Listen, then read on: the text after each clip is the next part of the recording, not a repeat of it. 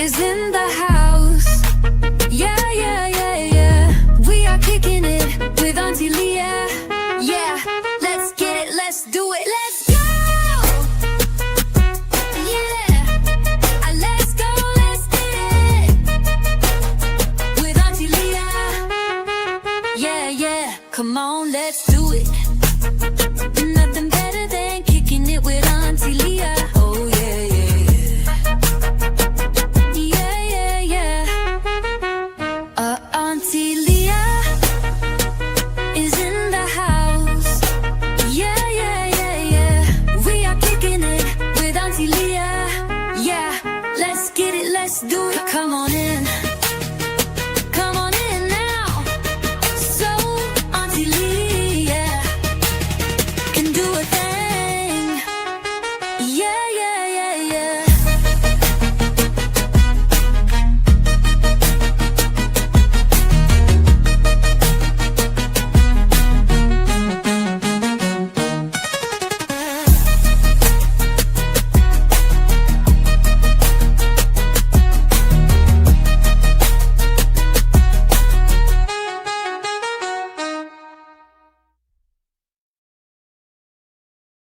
Yo, yo, yo, welcome back to Kicking It with Auntie Leah and the Truth Gang. Tonight we will be reviewing a newly released interview between Jeff Metcalf and Nancy Grace. It was released today, but it's behind a paid wall, but I have early access to that interview. So right now I'm just going to wait on some more people to come in. So we always listen to a little bit of a song while waiting on more people to get here. Please share the live. Please like the live. Be a little patient. Couple of minutes. We need people to know that we are here.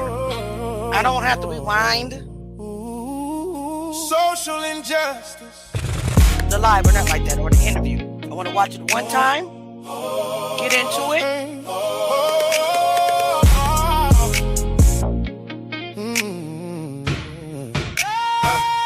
Mama cried when the sirens came. Another young soul gone, another family changed. We march for the truth, but the pain remains. Different faces, same story, just everybody in the building. We grew up hearing freedom reign, but freedom feels different when you're fighting for everything. Working 2 jobs, still can't pay the bills, while the wealthy get richer from the top of the hill.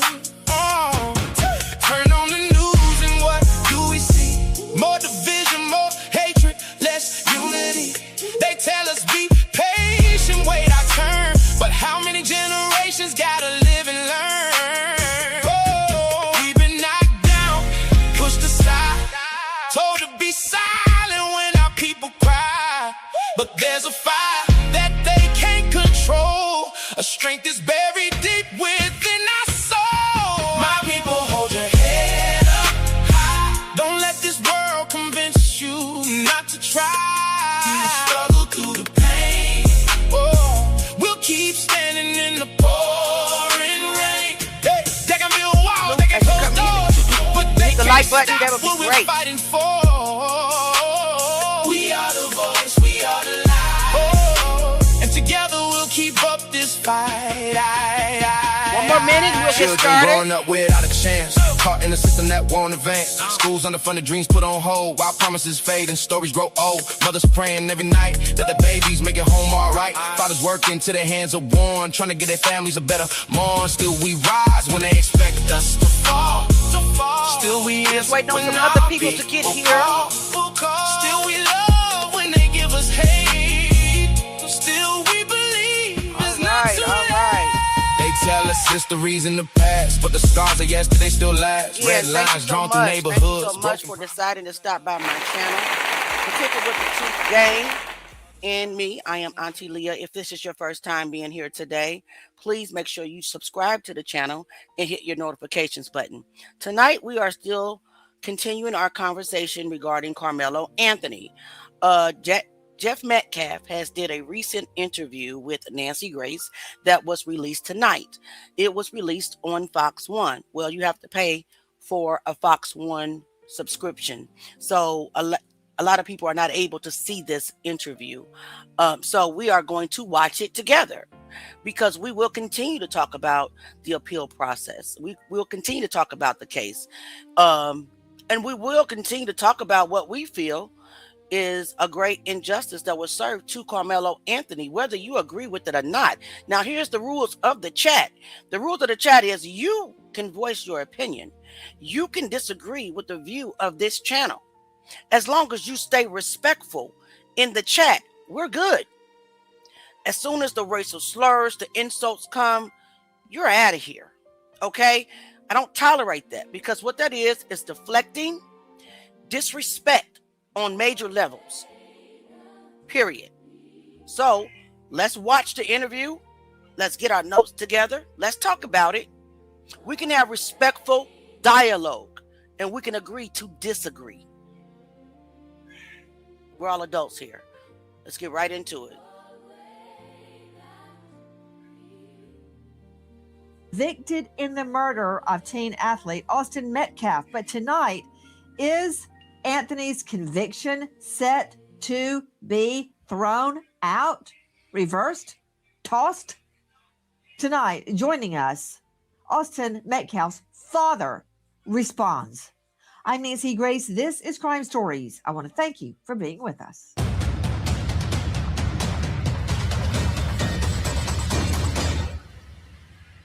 And why did the suspect have a knife at a track meet?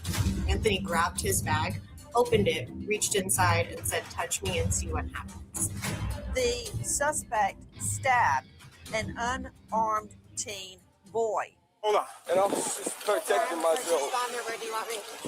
If somebody is shooting the victim, they need to be over there. Don't reach for anything, all right, man? Stop right there for me. Dispatch 443. I got the suspects, and they're currently treating the victim. Again, he's on the north end of the stadium. This is the alleged suspect. All right.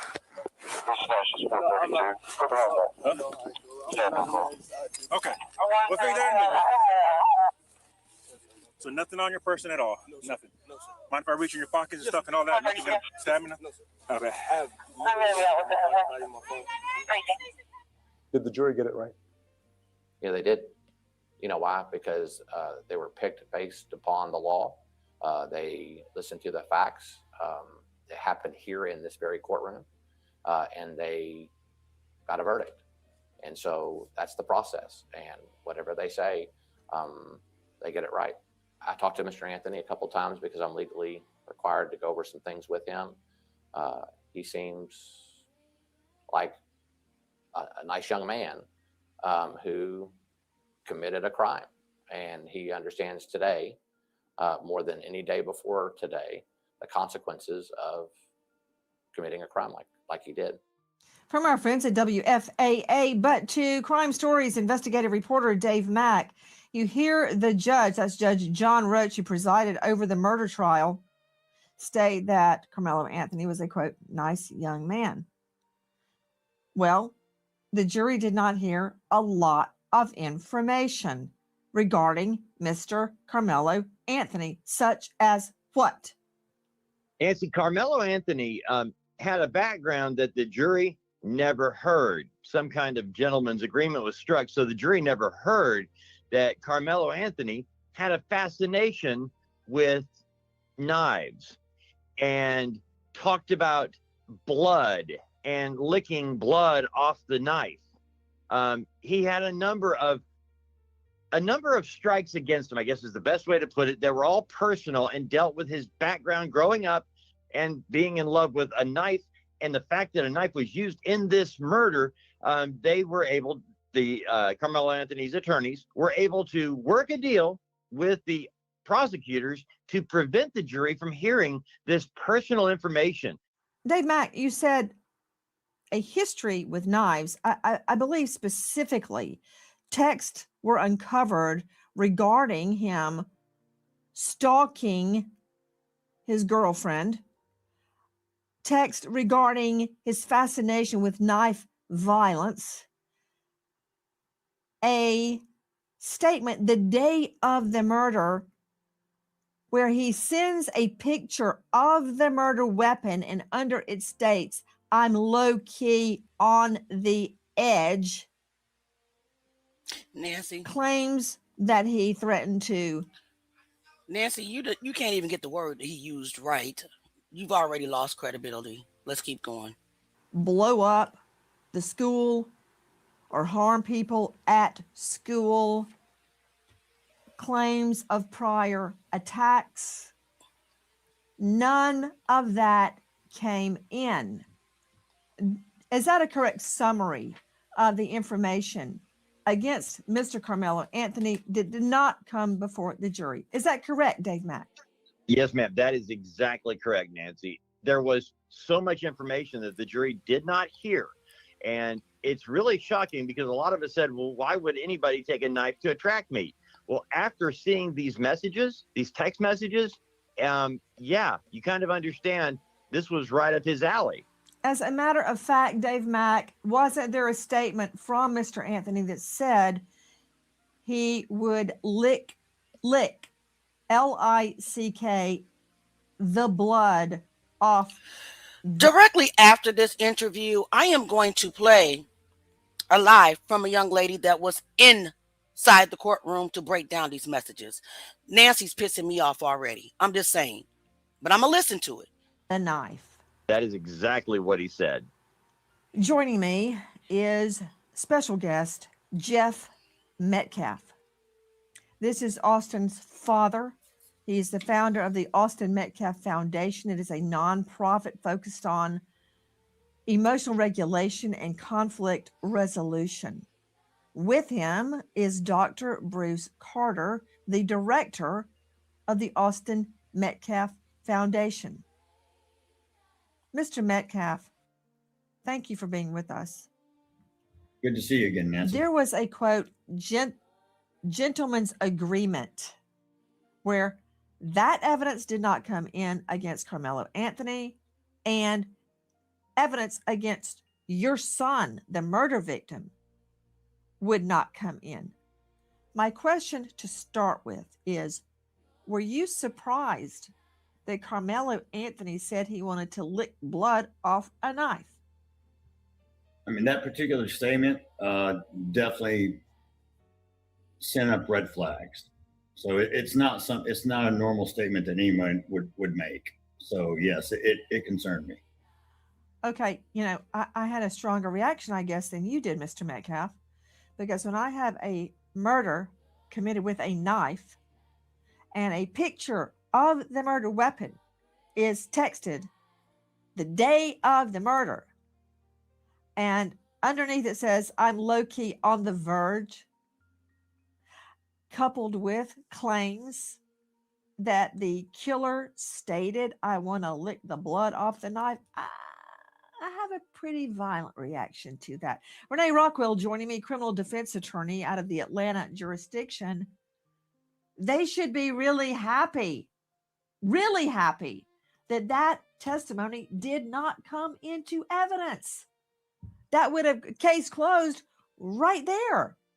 So Nancy, when you're a defense attorney, you're worried about the way your client looks. What is he going to wear? Where is he going to sit? What is his hair going to look like? You're worried about everything. The worst thing of all that can come in is something that's going to make the jury hate him, make the jury decide what happened before the evidence is even heard. Of course, you're going to leave that out. That's evidence of poor character. Back to Mr. Metcalf. Mr. Metcalf, what can you tell me about this so-called gentleman's agreement? Because as part of that agreement, not only was very incendiary, damning evidence about Karmelo Anthony kept out, but the state agreed that in exchange for that, the defense would keep out facts regarding Austin. Like what facts were the damning facts about Austin, the murder victim? Well, they brought up facts about Hunter and Austin. So they went all the way back as far as fourth grade and they pulled all school records and all police records. Well, they were caught spray painting graffiti when they were young. That was a problem. And there was an incident at school in 4th grade involving, quote, an assault, but he pushed the girl to the ground. It got way out of hand, obviously, and they went to the police. But outside of that, the rest were basically school infractions, and it went on and just documented every single thing that ever happened in their life as teenagers and young children. Did you say this goes, the so-called damning evidence was him pushing a girl down on the playground in the 4th grade? That was one of them. And the other one was that they did spray paint some graffiti with some racial overtones with it. So they were punished at home. They had to do 12 months probation. I mean, I think that was in 6th grade, but outside of that, the rest was just like in-school suspensions or out-of-school suspensions for comments made to teachers, bad language, things like that. Okay, let me understand. How old was he when he spray painted graffiti of a racist nature? When was that? I think they were 12, if I remember. Okay, so in exchange for that not coming in, evidence that Karmelo Anthony sent a picture of the murder weapon that says, I'm low-key on the verge, the day of the murder, and evidence that he said he wanted to lick blood off the knife. I don't know. Ma'am. Was that a fair exchange? I mean, it was a deal that was struck between the attorneys. So the way it was presented to me was, we're only going to deal with what happened that day, stick to the facts of what happened underneath the tent on that particular day. And I was okay with that.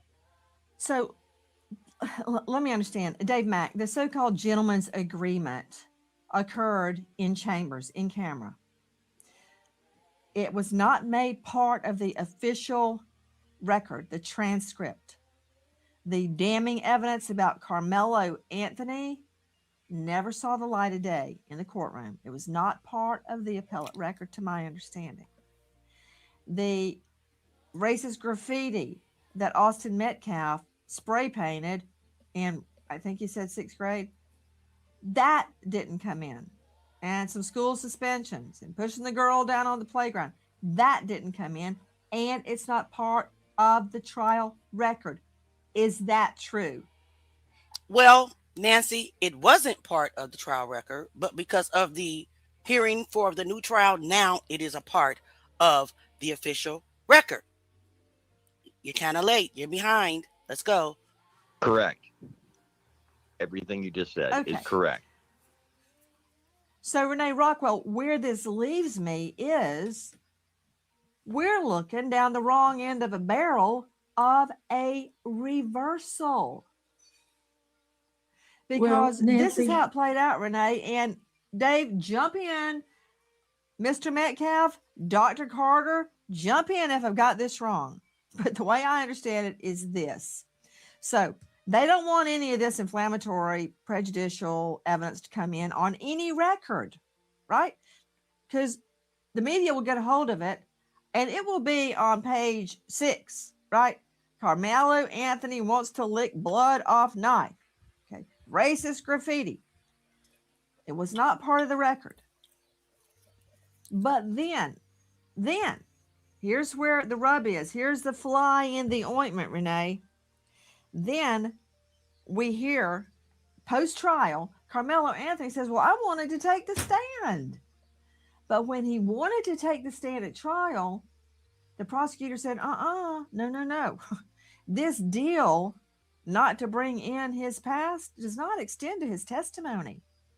You have already introduced good character about your client. You've, quote, opened the door. The state cannot bring in bad reputation on a defendant, period, unless and until the defense opens the door by introducing good character. So here's the appellate argument, Renee. Let me see, Renee Rockwell. There's the knife.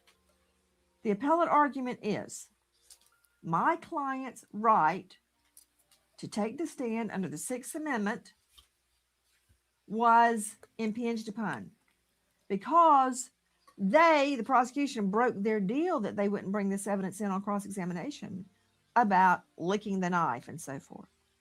The state is saying, no. That agreement did not extend to him taking the stand. Plus, you brought in good character. So now we have to respond with this evidence. That's on you. This is a serious appellate issue. When it impinges on your right to take the stand, you got a problem. Well, that's And Nancy, that. how I agree. else do you make a self-defense claim unless you get on the stand and say, okay, I did it. There was no doubt. There were 16 witnesses. There's no doubt who done it. The question becomes, why did you do it? And if you're going to purport that you did something in self-defense, who's going to talk about it if you can't take the stand? So that's what they're going to be dealing with post-conviction on appeal. Did he understand what the attorneys were agreeing to? No, I don't think that you can argue on appeal. I didn't understand what my lawyers were telling me. No, that's not going to hold up on appeal. But well, unless his decision to take the stand was impinged upon by this gentleman's agreement where there's no record of it, that's going to be a problem. Mr. Metcalf, I'd like to hear your response to the possibility that this could be reversed and we have to start from scratch. Me personally, I mean, the legal system will play out. I have no control over it. I don't believe there are grounds to get it overturned. But if it's overturned, I'll have to relive the nightmare all over again. But the facts don't change. The facts are still the facts. This video from our friends at NBC. Joining me now, Philip Dubé, veteran trial lawyer out of the LA jurisdiction, formerly with the LA Public Defender's Office. Weigh in, Philip. Before we do that, the law also says that if you try to introduce bad character on a victim, it opens the door to bad character on a defendant. So the reverse can also be true. As soon as you start saying that a victim is not peaceable, you open the door to your violence or propensity for violence. Well, here's the thing. So it works both ways. Karmelo didn't have any violent record like Austin and Hunter did. Let's be real. They have messages from a game console that state in an unknown direction. They don't know if he received or sent those messages. I said what I said. I seen it with my own eyes. It said unknown direction. Austin, on the other hand, there's documentation. You have a juvenile record. And you have it for being a racist. Case closed. It does not compare. I don't care what nobody says in the comments. This is my panel, my show. It is what it is. If you don't like it, go to another show. That is my opinion. Renee Rockwell, the law is that when a defendant brings on their good character, oh, he was a choir boy, he's never been in trouble, he's never had a conviction. As soon as the defense puts up good character on their client, I would wait for it. I'd wait, because I would have a stack of convictions of prior bad acts, you name it, waiting for the defendant to take the stand. If they brought in good character, bam, I'm all over that. With bad character. That's right, Nancy. But if the defendant never brings up good character, I can't bring it in. It just sits there and it gets locked away when the trial is over with all the other documents. It is illegal, it is unconstitutional to bring in a defendant's bad character until and unless the defense brings in good character. Do you agree? I agree. Now, the question becomes, they have this handshake deal where they're not going to talk about anybody's character. And they're not going to talk about what he would have said about licking a knife or low key on the verge. That sounds like premeditation to me, Nancy. But if you want to support a self-defense claim, you have to take the stand. The problem is, had he taken the stand, here comes the state saying, that's fine, we're going to bring in all this bad character. State should not have been able to do that without him opening the door to character. him meaning Karmelo, opening the door and saying, hey, I'm just a choir boy. I'm a good kid. I would have never done that unless provoked. This morning was the first day I woke up with a feeling of peace, comfort.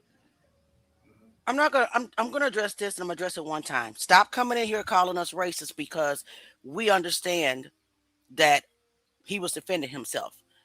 And clearly we understand he was defending himself more against more than one person, because again, Hunter's first interview said we, plural, had an altercation. And Hunter also said, and that kid made a mistake.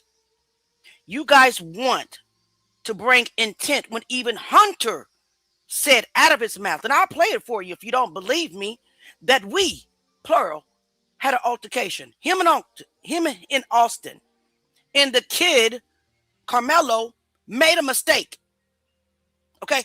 Simple. Stop trying to erase the facts. They're still out there in the internet, and I can bring them up right now. He said it out of his own mouth. Stop trying to make Karmelo Anthony out of this lunatic unaliver who went to a track meet to intentionally unalive Austin. It's not working. Now you're saying, I'm not saying that Metcalf was a good kid. Absolutely not was a good kid. And nobody is on this panel is saying that Karmelo is perfect. But I am not getting ready to weigh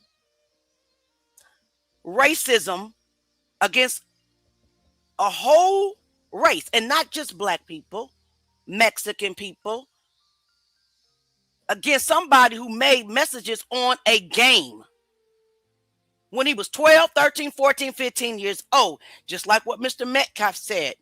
The things that Austin and them did was when they was in the 4th grade. Well, that little girl went to the hospital. She ended up in the hospital. They went to juvenile, 12 months of probation for the racist graffiti. Stop trying to minimize this. Racism is huge. And you're not going to make me a racist just because I believe that Karmelo was defending himself. I believe that. There's no way that you're going to make me believe otherwise. And as I said before, that if Karmelo was white, Austin was black, I'll say free Karmelo, because that white kid was defending himself. Period, point blank. It is what it is. Assault is a crime. Now let's get back into it. If you don't respect what I believe on my channel, just don't come to my channel. This is not your first rodeo. Let's be real. Tranquility that I haven't experienced in 14 months. What killed me was the body cam footage when I could hear Hunter screaming. Oh God, my brother, my twin. And if you have children, and if it was your child who was murdered, would you like people dragging his name through the mud, making memes, making jokes, and just really vile comments? From our friends at CBS, Mr. Metcalf, what is your reaction to the proposition this case could very well be reversed and all of that happens again? I mean, I'll meet it head on, just like any other problems we do. I'm not going to avoid it. I'm not going to try to deflect. It'd be the same thing. The facts are still the facts. And I think if this evidence is introduced, now that it's out in the open, it will be introduced in a new trial. I generally believe he'll get more than the original sentence. Everyone actually lied on the stand. Everyone. All of the witnesses' statements were inconsistent. All of them. We called about 17 eyewitnesses, and it was a very diverse group of young men and women that came into court to testify. And the jury that saw that quickly realized this case was never about race. This case was about murder, plain and simple. From CBS 11 and Fox, it's very murky what will happen if this evidence does come in. But that is not the issue tonight. The issue is, will there be a reversal. Now, it's not unusual, is it, Renee Rockwell, for once there's a conviction, the whole trial team is thrown out. They're gone because the new appellate team taking the conviction, trying to get a reversal, will very likely trash the trial lawyers that gave it their all at trial. That's what's happening here. The trial team is out. Now there's a new appellate team. Explain how that works. And what you have to say at this level and at this point, the new lawyers will say the old trial team was ineffective. The claim is ineffective assistance of counsel. Maybe they shouldn't have made that deal. Maybe they should have put him on the stand. How are you going to support a self-defense claim without putting the client on the stand? Of course, they're saying 2020 hindsight, they're saying that the first trial team messed up. But that is not uncommon, Renee. This is from our friends at NBC. That is expected amongst trial lawyers. You get a conviction, you are going to be blasted, lambasted on appeal. Everything you did, if you sneezed in court, that's going to go on appeal, because the best avenue some defendants have is to say, my trial lawyer sucked. That's illegal. It happens all the time, Latin Nancy. term. And it happens all the time. It's Let me explain to Brandy before I put her out of my stream what I mean. You're in my chat. You are screaming against the narrative. You are screaming and trying to convince everybody here, going back and forth with me and people in the comments, because you want to call Karmelo Anthony a murderer. We believe on this platform that he defended himself. When I say that you're being racist, it's because I'm a black woman on this panel saying the things that I'm saying, that I believe Karmelo was defending himself. You are revealing yourself. And nobody is comparing racism and murder. Nobody said that. Because first of all, a murder didn't occur at all. He defended himself. And unfortunately, somebody lost their life. That's called maybe manslaughter at the minimum. Okay? All right. Stop interrupting the video. Thank you. You can watch this peacefully, but stop interrupting us. New. Don't take it personally, trial team. It happens every day. not necessarily Latin, but here's what happens. In your motion for new trial, attorneys are often placed on the stand. The defense attorneys are placed on the stand. Isn't it true you didn't call the client? Isn't it true that the client wanted to testify? Did you include him when you were making this gentleman's agreement? How are you going to support a self-defense claim without putting him on the stand? There were 16 witnesses to the contrary. Who was there stating that he was afraid of grave bodily injury or death, and that he felt like he was forced to pull the knife out?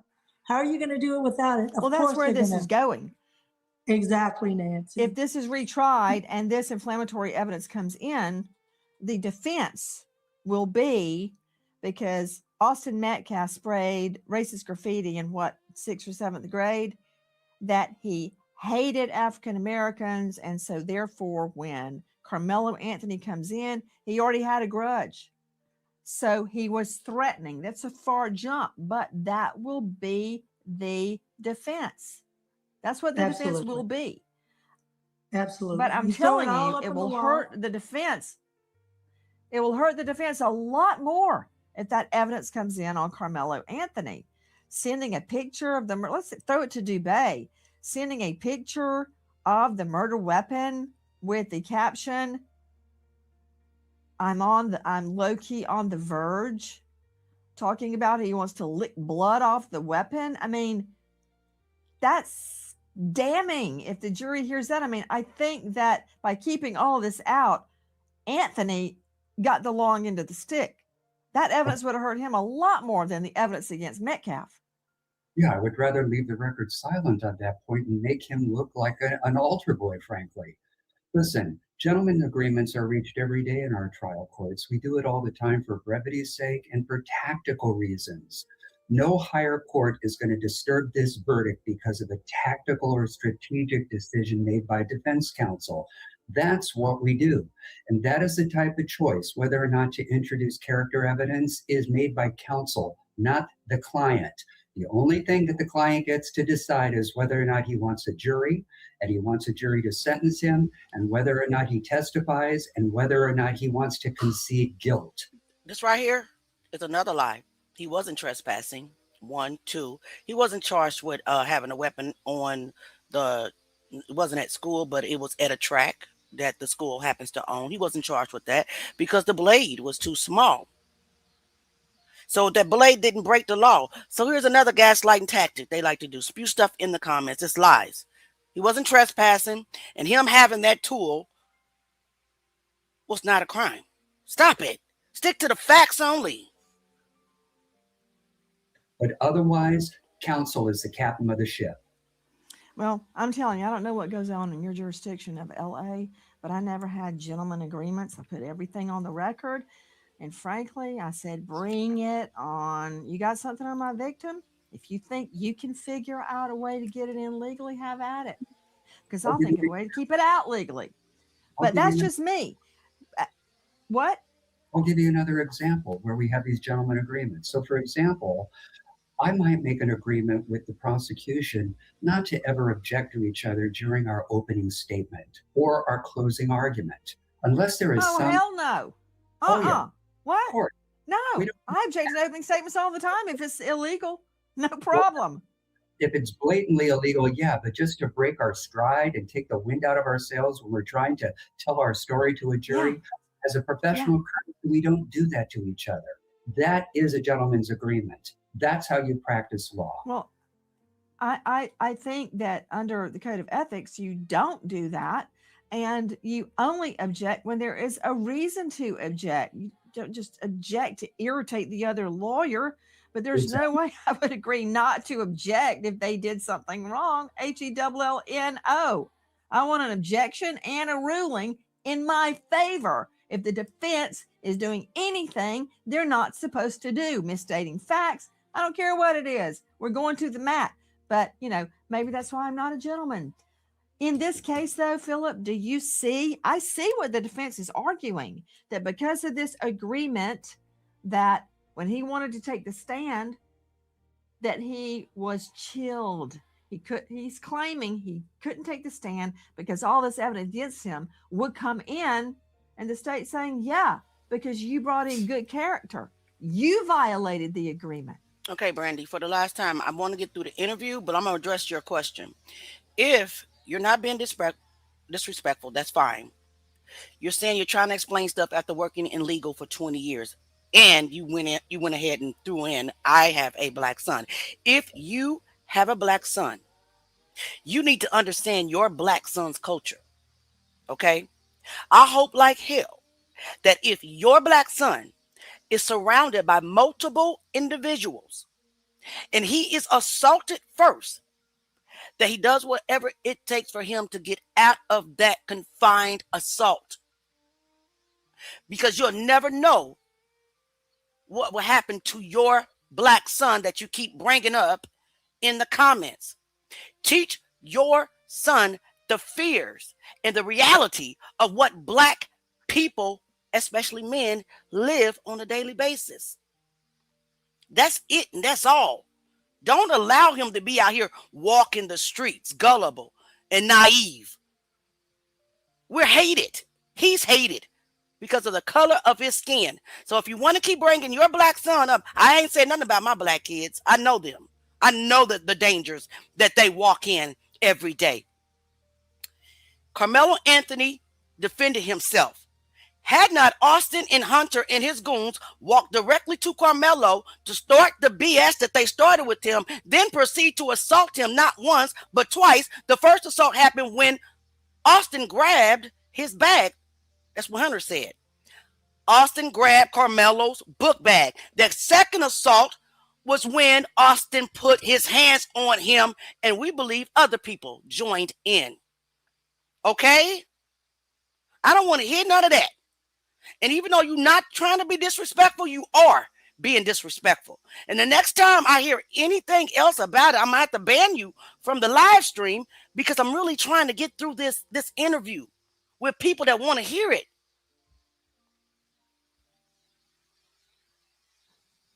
Gaslight. Luce versus United States, 1984 says that unless and until you take the stand and get impeached with that behavior, it is non-appealable, period, because nobody can assess the weight or the effect or the impact that that impeachment will have on a defendant. Unless and until he takes the stand, he's waiving that point on appeal. That's the law of the land.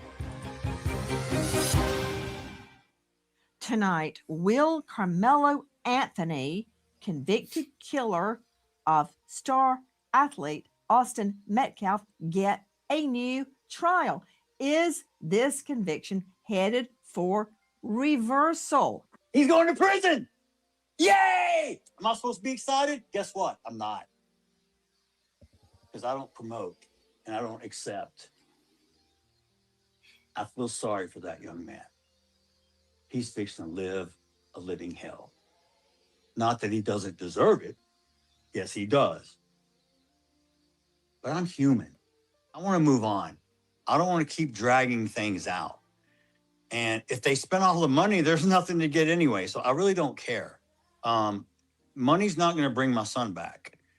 Going after them, even if I bankrupt them or whatever, it's not going to bring my son back. Austin will never come back to that door again. That boy, he has the ability right now, actually, to be out before he's 40. He could still have a wife and kids. You tell me, you think that's justice? Nah. No, I'm not happy with the sentence. No, there was no justice served. That from Jinxip/Rumble, Jeff Metcalf. If this is reversed, and there's strong indications it could be, are you prepared to go back to court every single day the way you did the first time? Well, Nancy, I don't know if you're aware, of the hearings that just happened. One, Judge Roach was recused on Wednesday, and then they had a motion for a new trial Thursday and Friday. That was denied by a judge who replaced Judge Roach. So the only thing left is for the actual appeal to work its way through the appellate court now, which will take some time, probably 1 to 2 years. Do I feel like they have enough grounds to reverse it? No. Or I think it would have been granted a new trial at this hearing. No, So- I have to disagree with you, Mr. Metcalf. And my question was, are you prepared to go to court every single day if there's a new trial? Yes, ma'am, 100%. Okay, here's the deal. Renee Rockwell, Philip Dubé, both veteran defense attorneys. Renee, first to you. Motion for new trial. Mr. Metcalf is encouraged by the fact that a different judge at the same level as the trial judge who's been recused said no motion for new trial. They very rarely are granted. A motion for new Rarely. trial is very simply the first step in the appellate process. It's practically routine because you typically are asking the judge who tried the case, hey, judge, reverse yourself because you really screwed up. Never happens. Or the case got screwed up under your watch. It happens sometimes. I know it's but not never, very but it's rare. very rare. I believe that was It's my rare. phraseology. It rarely happens. Rare. However, Okay, with the do you appellate agree with that, process- Dubé? A motion for new trial is rarely granted. If ever. They are so rarely granted, it's If not ever. even fun. If ever, they're just not granted. And one time I brought a motion for a new trial based on juror misconduct. The court found harmless error. That went nowhere. The client stood convicted and went off to prison to do his time. Yeah, I mean, basically, it would be like me saying, hey, Dubé, everything you've said in the last hour is wrong. So just you want to reverse it? You go, no, I that's not true. I'm not reversing it. That's what it's like. You go back to the trial judge and say, hey, you screwed up big time, buddy. Let's just start all over again. That's not going to happen. And it goes up on appeal. This is just simply the beginning of the appellate process. Of course. So Did Karmelo Anthony actually want to testify? Did Karmelo want to testify in his own on his own behalf, and was It was based on everything. He didn't need nothing because everything they said when it's self-defense, they have to prove it. They never proved it. And a lot of times in self-defense cases, the conventional wisdom is you're not going to win on self-defense unless you call your client. So I was hoping he would take the stand. I was hoping jurors in our community would get to hear whatever story he chose to tell. From our friends at the Breakfast Club and Fox, and what was said at the beginning, someone did not communicate the law to family members because Renee Rockwell and Philip Dubé, self-defense is an affirmative defense. The burden is not on the state to prove self-defense. It is on the defense. Hence, it is called affirmative defense. It basically says, yes, I did it, but I acted in self-defense. And then that is the onus is on the defense to prove it. So it's not on the state to prove self-defense, Renee. How do you do it unless you put your client on the stand, Nancy? So that's what his position is now. I was chilled because of this agreement, and I really wanted to testify, but then they threw all this back at me, so I couldn't testify. Exactly. Nail on head. Philip, elaborate.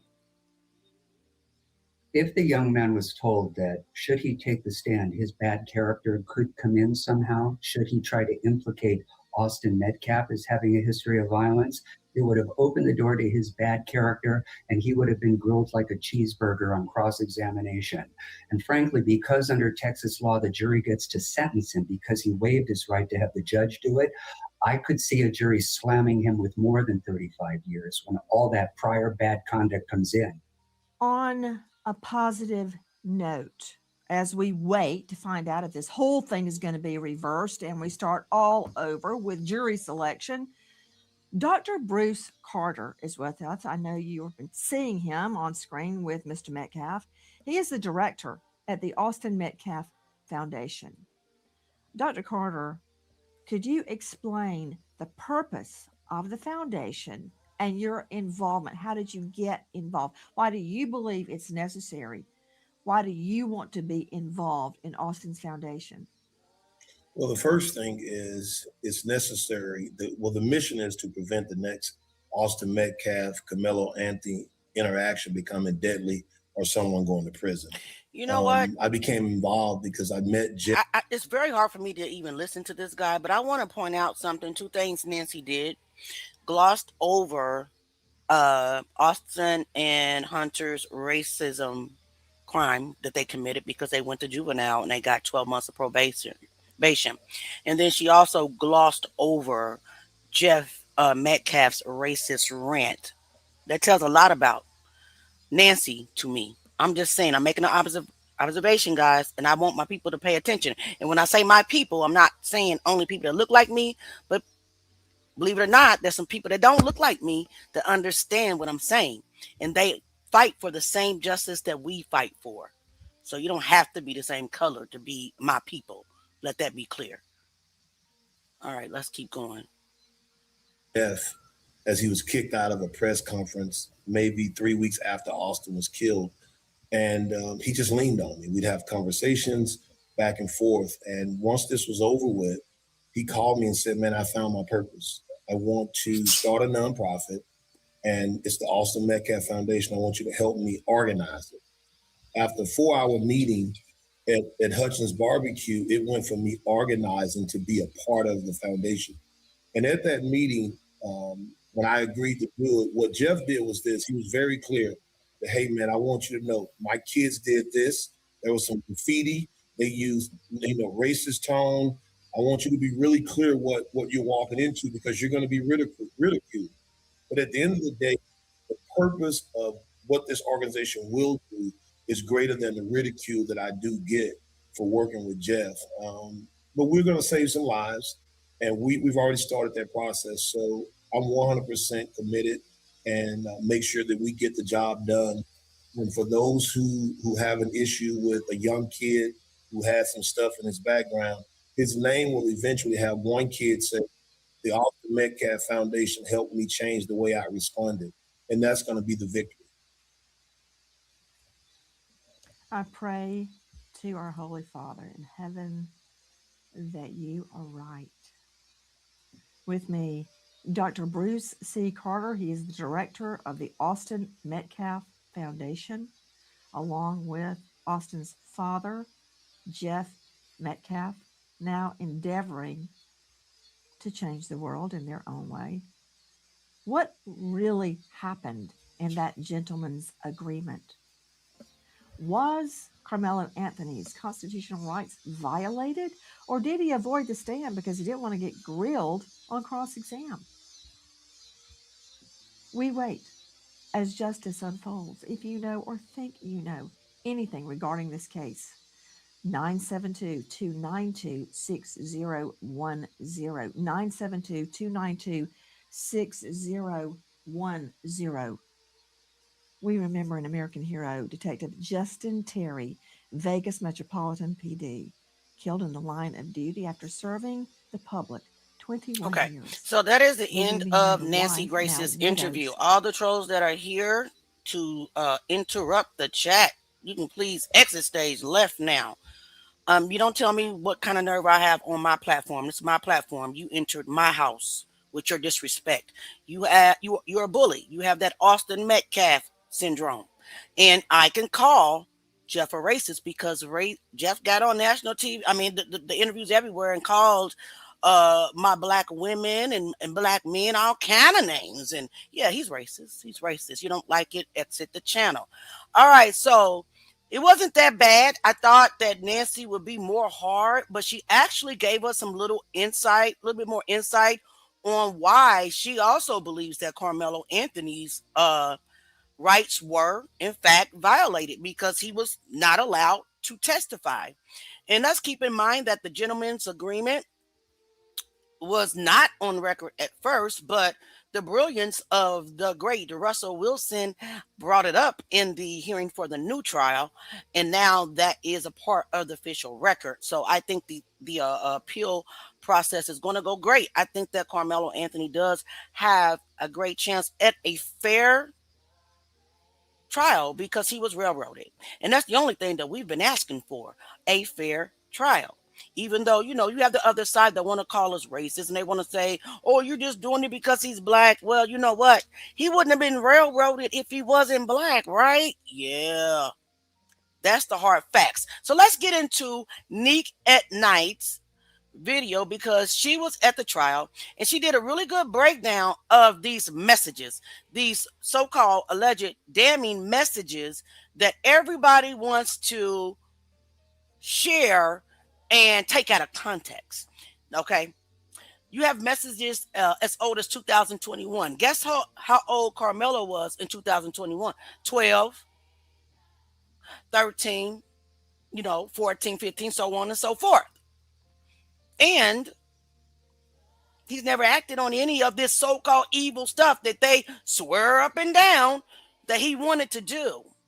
And as I stated before regarding the knife, it was minding his business in the book bag until Austin and Hunter reached out and touched Karmelo, right? You see, if somebody had that evil tendency, they wouldn't have had to wait to get touched or approached. They just would have just did their thing, right?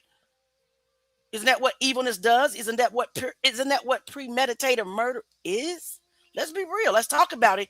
If you want to talk about it, it was self-defense, in my opinion. And it's okay that you have a different opinion, as long as you stay respectful. Let's see what she has to say about these messages. She was in the courtroom, and I want to hear her opinion. And you're tuned in to Neek at Night. And tonight we're going to be breaking down some of the information that was revealed on both sides. Now, before I get into the nitty and gritty, I'm going to allow some of y'all to get on in here. So we'll get into it right after this countdown. We are out here in Beverly Hills with Raz B. I haven't seen you on the scene in a minute, so let the people know what you've been up to. What events start off Eat Health. We have That's crazy. I mean, guys, you check. I watch me. Look at. The first time here, to go ahead another news and you had I'll drop her link. time where other gonna be. What's up? It's your girl Neek, and you're tuned in to Neek at Night. And as you guys just seen that intro, heavy on it is an acquired taste over here. Okay, heavy on what I do is give my opinion on trending stories, and we go over it all here.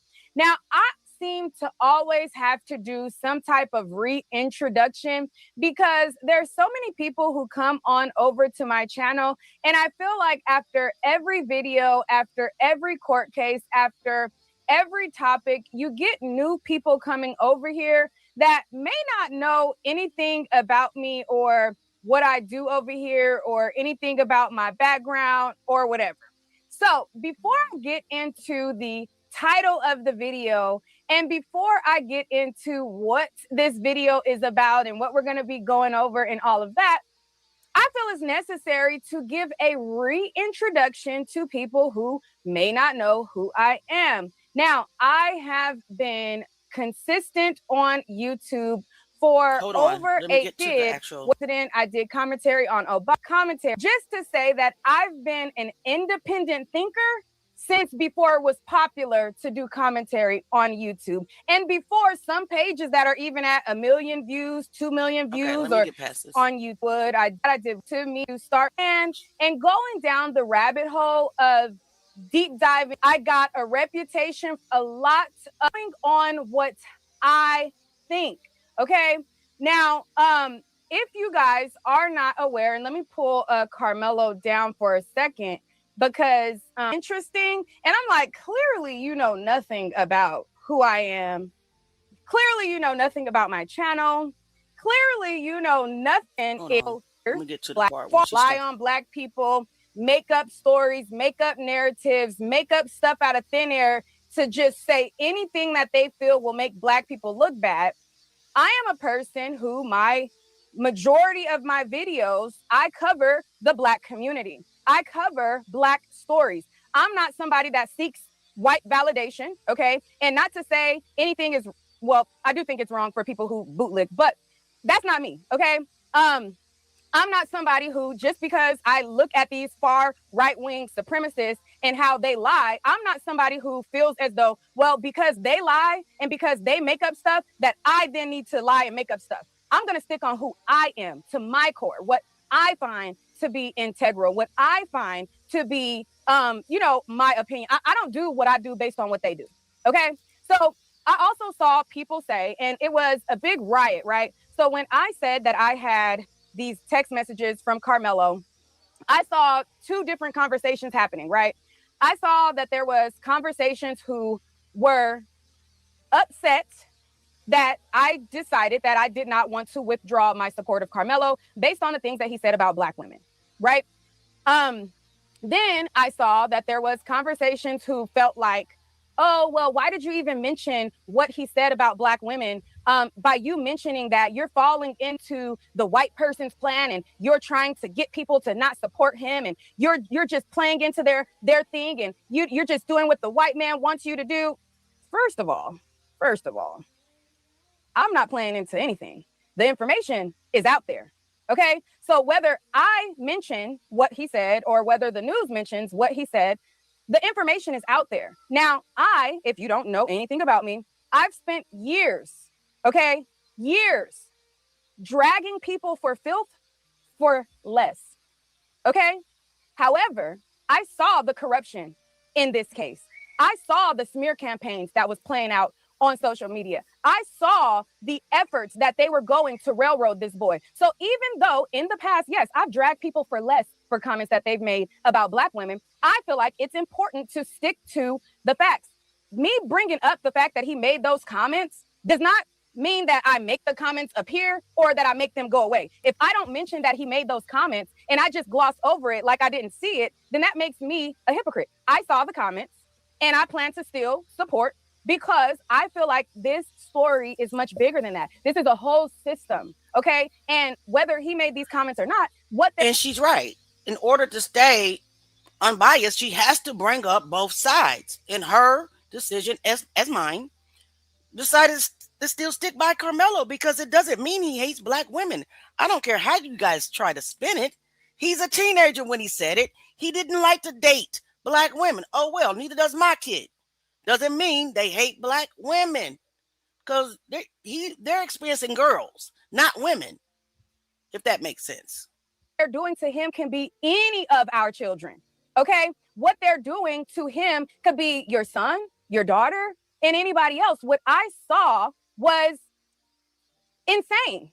Okay, so I'm sorry that some of you feel like, oh, well, you shouldn't talk about it because, you know, the white man wants you to talk about it. Oh, and then the other people who feel like, oh, well, you shouldn't support. You cannot control me. Okay, you cannot control what I do or how I feel about it. I feel like I went down to that courthouse. I saw how the sheriffs were. I saw how the judge was. I saw how the whole case went. I saw how white supremacists came up there with guns trying to intimidate anybody black. I saw how I was targeted for telling the truth about what was going on in the courthouse. I saw the whole kit and caboodle. And because I saw all of those things, I feel like it is bigger than that comment. Okay? That's just what I feel. Now, also, okay, in addition to how I feel about that, I seen somebody else feel like they were telling on me, okay, because I plan to go over all of the comments, okay? So somebody, okay, went being messy, saw my post saying, hey, you know, I'm going to go over all of the comments, and they said, oh, well, you know, I'm going to tell on her. And they called themselves telling on me to people. I'm a grown ass woman. Okay. If I saw comments and I said, you know what, you know, now that I have this information, I no longer want to support. If that's what I wanted to do, I could do what the fuck I want to do. However, that's not what I said. Okay. That's not what I said. I never said that I was not going to support this young man. I do believe that he was well within that. I seen somebody else feel like they were telling on me, okay, because I plan to go over all of the comments, okay? So somebody, okay, went being messy, saw my post saying, hey, you know, I'm going to go over all of the comments, and they said, oh, well, you know, I'm going to tell on her. And they called themselves telling on me to people. I'm a grown ass woman, okay? If I saw comments and I said, you know what, you know, now that I am going to say that it's a lot of content creators that did turn their back on Karmelo. So I really do appreciate Nick at Night for not turning her back on this kid because she made the right decision. She said she saw the injustice, as a lot of us did, and she continued to stick by him. She stuck to the facts. The fact that he made that comment as a teenager about teenage black girls does not mean he hates black women. I don't understand grown adults faulting a young teenager who doesn't like to date black women, probably because he was probably rejected. We don't know why he decided that he didn't want to date black girls, but that doesn't mean that he hates black women. I really applaud Nick for standing by Karmelo. This information, I no longer want to support. If that's what I wanted to do, I could do what the fuck I want to do. However, that's not what I said. Okay? That's not what I said. I never said that I was not going to support this young man. I do believe that he was well within his right for self-defense. I do believe that the Metcalf thugs going around assaulting people, okay, was a situation where they thought they could do it to somebody else, and they found out that everybody ain't going for that bully shit, okay? But you cannot tell on me, okay? Because I'm going to do what I want to do, okay? So thinking that you're going to, and talking about, oh, well, if she's going to get backlash. Let her flip on Karmelo. She's going to get backlash. Number one, I never said that I was flipping on him, but let's be fucking clear. Oh. Let's be all the way clear that at any point that I get new information, I'm entitled to change my mind based on new information. I received new information and it didn't change my mind. It didn't change my support. But let's be very clear that if I get information today that changed my mind about how I look at something, I'm entitled to change my mind. Okay? So I don't know who you think you're telling on, but bitch, I do what I want to do. Now, I'm a page that if I was worried about people giving me backlash, I would have picked Team Nicki or Team Cardi when it was popular. Okay? I'll get on this page, I'll drag Nicki Minaj, I'll drag Cardi B, and I'll look at both of their audiences and not give a damn about it. Backlash where? I never gave a fuck about backlash. I never, that's not me. I don't run my page based off what's popular. I don't run my page based off of what the narrative is.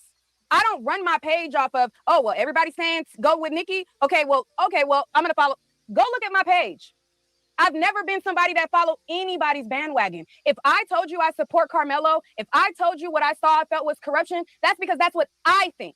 I went into that courthouse. I saw them supremacists. I seen them come up there try to intimidate. I saw the smear campaigns that they were doing. I feel like it was corrupt. Me.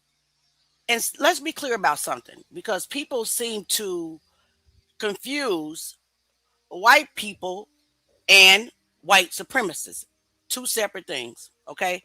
I've always said that all white people are not racist. There are some beautiful white people in this world. I have some beautiful white friends.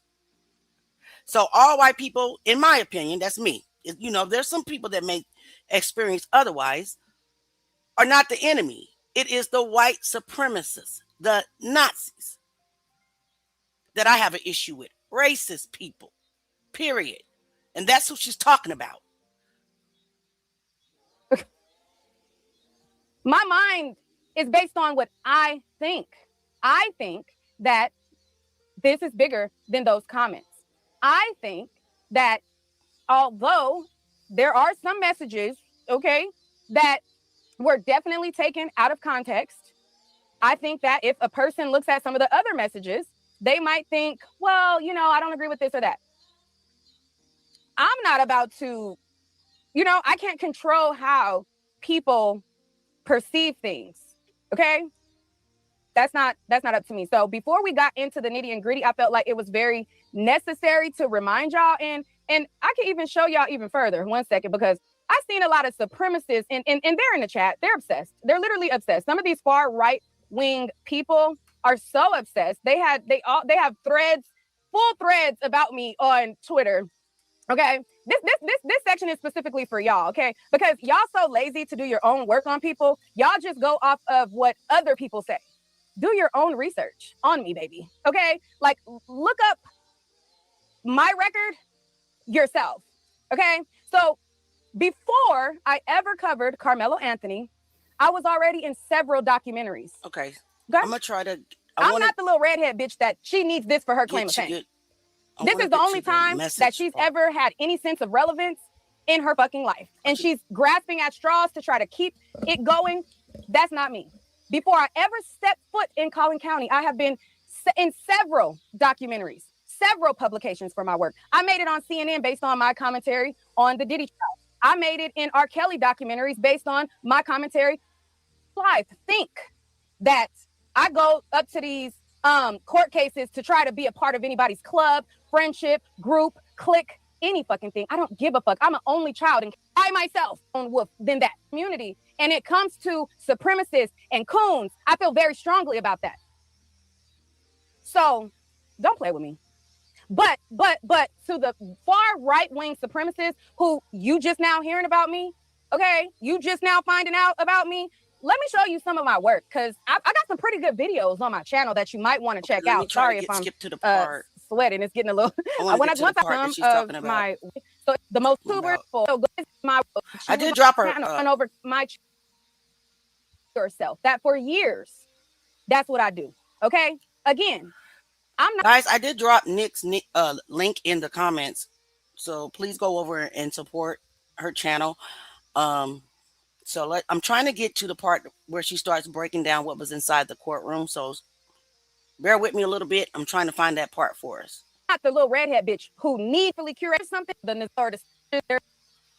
Neek, stop letting them get to you. It's not just a particular crime. It's it's just anybody who might got it fucked up. Okay, I'm talking to. Okay. With that being said, let's get into the video. But I just wanted to say that because I was highly upset earlier. And guys, this is what they do. They come into our comment section. They deflect. They call us names. They call us racist. They do things to take us out of our normal character, and that's what's probably she's venting. She's frustrated. I get like that as well. It's very toxic, taxing. You get drained. It's like you're just fighting all day long, all because you are asking for fairness and you're asking what happened to Nolan Wells and whatever else injustice that we are fighting for. Fairness, and it's crazy work how we have to do that. We're doing it right now. They're in our comments right now, knowing good and well that this channel is talking about Karmelo Anthony in a way that we are putting him in a light and asking for fairness, but they decide to stop by and bully us anyway. It's called cyberbullying. You have officially adopted a name called Austin Metcalf syndrome because that's exactly what Austin and Hunter did to Karmelo. It is what it is. Somebody said, I kind of wish, child, they're irrelevant. Okay. They're like irrelevant. They're irrelevant in the sense of like naming them and all of that kind of stuff. But I just felt like it needed to be said because anyways. So without further ado, shout out to all of y'all in the chat. Hopefully y'all hit the like button. Hopefully you guys who don't mind an acquired taste, y'all hit the hype button. Okay. And some of y'all said that y'all have not been able to hit the hype button. I don't know how it works. I think that once I'm no longer live, then you can hit the hype button. But child, however you do it, do it.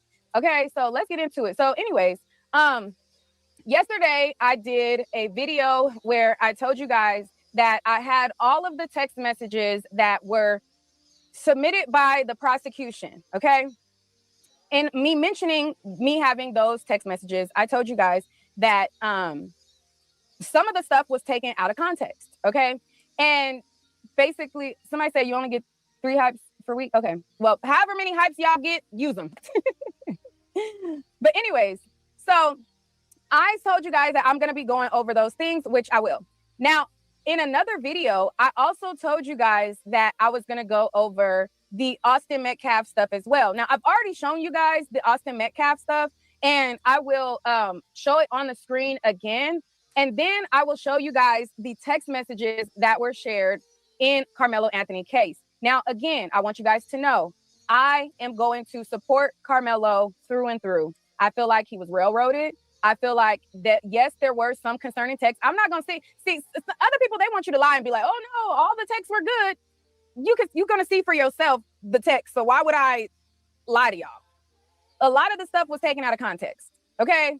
But there was some stuff that was like, you know what I mean? It is what it is.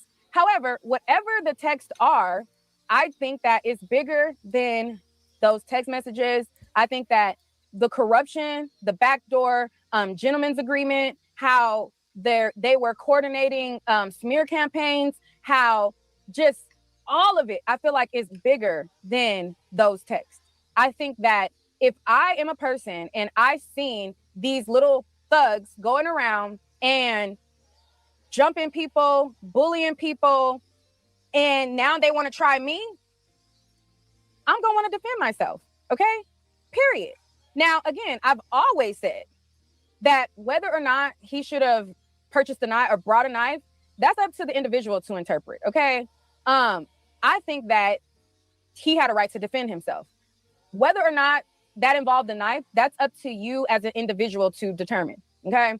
I spent time in Collin County, and I feel like whenever I was there, I felt like it was better for me to be with it than without it, if you get my drift. Okay? That was the first time I declared any of the things. Like I went to the counter at the airport and declared an item and had to tag it. If you know, you know. So I spent very little time in Collin County, and I felt that, child, please, you won't catch me without it. So I can understand why a person may feel like, child, it's better for me to have it than don't have it. Now, whether or not you feel like a shove equals a stab, that's on you. That's an individual thing. You get what I'm saying? That's an individual thing that you would have to come to terms with. Okay? I'm not going to say if it's right, if it's wrong. That's up to you to decide, you know, what you think. But I can only speak on myself that when I was there, I didn't feel like I was safe to not have protection. You know? So, hey.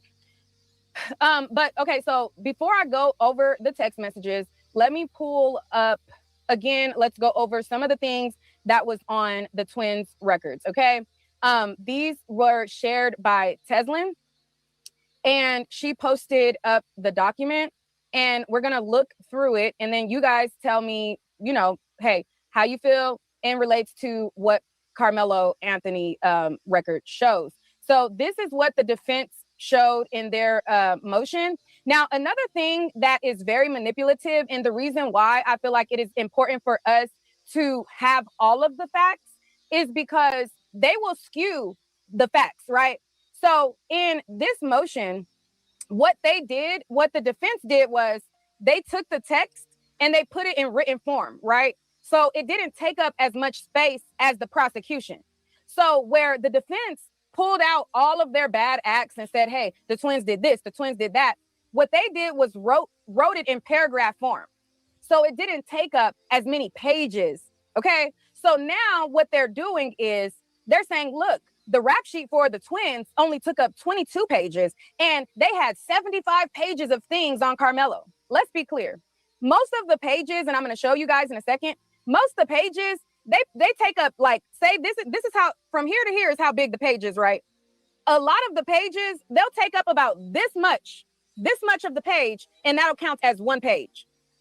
So now, and then in other parts of it, they'll put like a picture, and then the picture will take up most of the page. So now their narrative is, oh, well, they had 22 pages on our boys, but they have 75 pages on Karmelo. And it's like, just because you took a screenshot of a picture and you didn't even use up the whole page and you stretched it out multiple pages does not mean that you have more bad information on Karmelo. Like, that's literally doesn't mean that. But that's what they're trying to shape it as now. So I'm going to show you guys how the defense put in their motion. They didn't put in screenshots of text messages where it took up page after page. They just, hey, this is a bad act. This is a bad act. This is a bad act. This is what evidence we have. This is what it shows. And so it's not as lengthy. But them, they put, this is a screenshot. This is a screenshot. You know, it's totally different, but you'll see what I mean. So let me bring this up. So this is their motion. And so as you can see right here. Real quick, I just want to address Brandy's question. Lately, I mean, times have changed. Times have changed. People are getting unalived inside school, mass shootings, blah, blah, blah. All type of things happen in school that did not happen in school when we were going to school, if that makes sense. And he wasn't at a school. He was at a track meet, and it was a multi-tool poker. I don't want to keep saying knife or whatever, even though I just said it. That answers that question. Let's keep going. Here, hold on.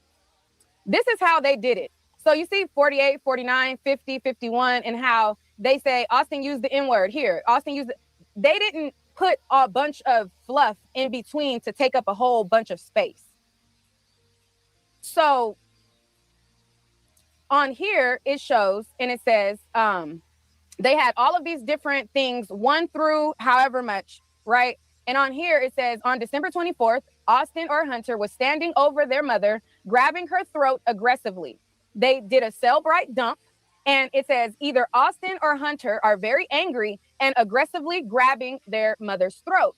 Well, you know, they could have inserted the thing and took up all this space. That's not how this was. So they did a photo dump, a Cellbrite dump on both of their phones. They took Austin's phone and they hooked it up to Cellbrite, and they got all of the contents out of it.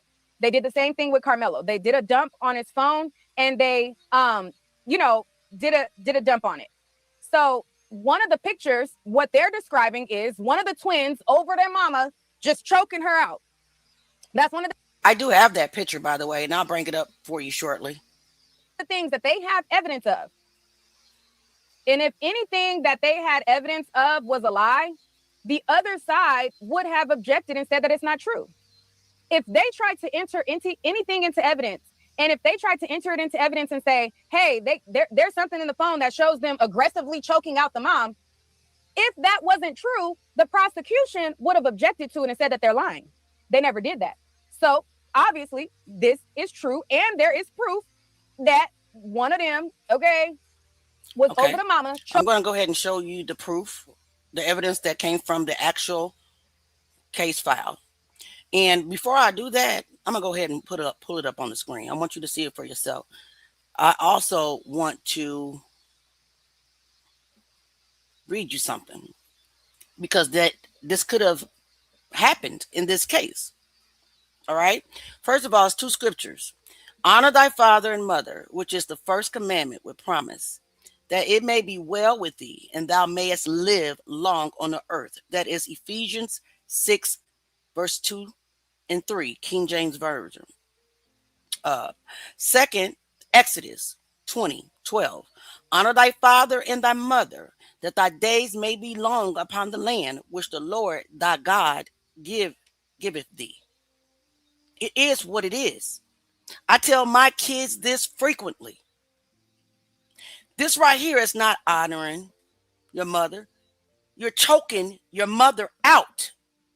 But Jeff, with his racist rants, wants to make us to believe that they were just these good Christians. And I'm not here to judge, but based off your racist comments to a whole race of people, I'm questioning that. Okay? If you're treating your mother and your daddy like this, this is the word. It's the word of God that happened. It is what it is. Because it's in there not once, so it had to be super important. Right? Bible thumpers, they love to come in here, under the guise of they're loving Jesus and God, and try to call us black Christians instead of just regular disbelievers in Yeshua or Jesus, whoever you call them. This is the word. That's all I'm saying. Here's the picture out of the file. Choking your mother. I'll let it speak for itself. Let's get back to the video. I don't got too much to say. God's word already done spoken.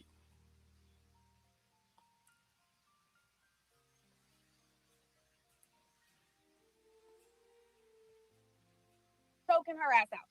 It's there. It's proof of that. They have it. Also, it says another thing that they had was Austin using the N-word, talking about another student named Keon. Number 49, Austin using, and mind you, before you get to 49, there was 1 through 49 that you had to get through. I can pull out my notes and go through some of the other stuff, but this is easier. So Austin using the N-word, and his friend made a racist joke. Then on a separate occasion, there was Austin using the N-word with the hard R. All right. Then there was another situation where Austin was calling his dad the N-word when he was upset. Austin calling his dad the N-word and asking his dad, can you read, when his dad didn't understand what Austin was saying. Page 590 through 592, it says Austin calling his dad the N-word after his dad told him and Hunter to take their medication for their ADHD. Number 52, Austin holding a butterfly knife saying, come F with me now. Okay. So they have pictures and images of this, right? So one of the things that they're trying to say is a smoking gun for Karmelo. They're like, oh, well, Karmelo, he's cooked. He's going to get max life. He's going to spend the rest of his life in jail because he mentioned the blade with the knife. They have the same evidence for Austin Metcalf. They have the same evidence that he spoke about a knife before, and he had a similar knife. Now, Karmelo had a multi-tool. He had one of those butterfly knives. Guys, let's be clear. Let's rewind back to the video. I don't have time to play it tonight. I could. What did those two kids throw in the trash can? Did Austin and Hunter have a poker too? Because two kids, if you watch the video closely, the one they released, the surveillance footage, ran to the trash can and discarded of something.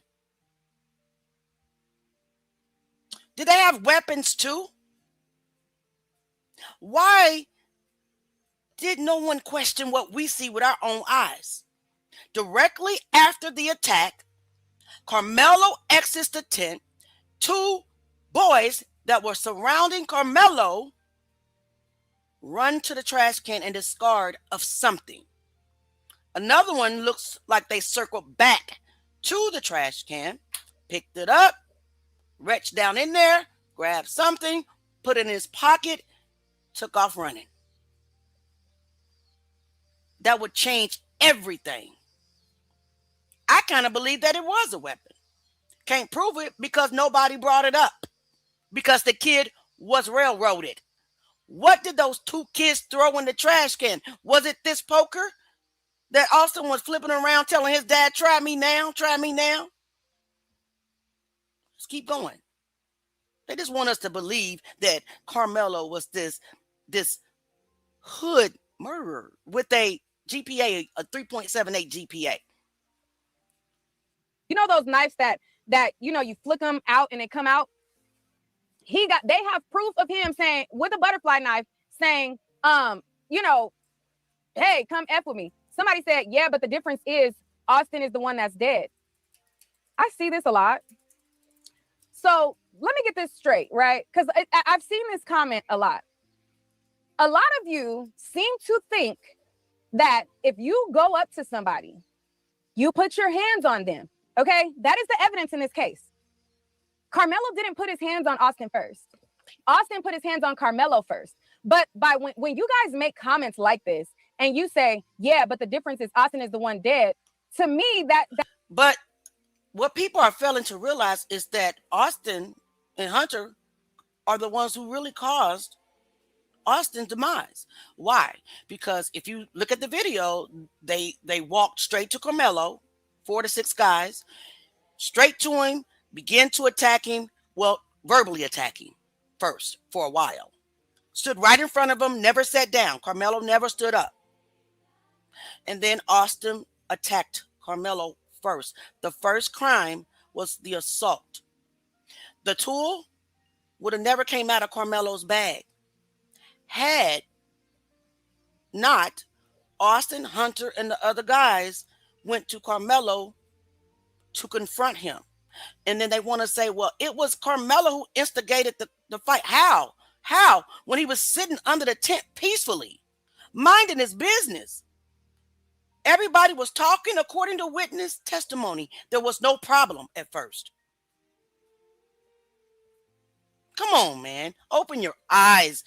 The ones that want to really see the truth.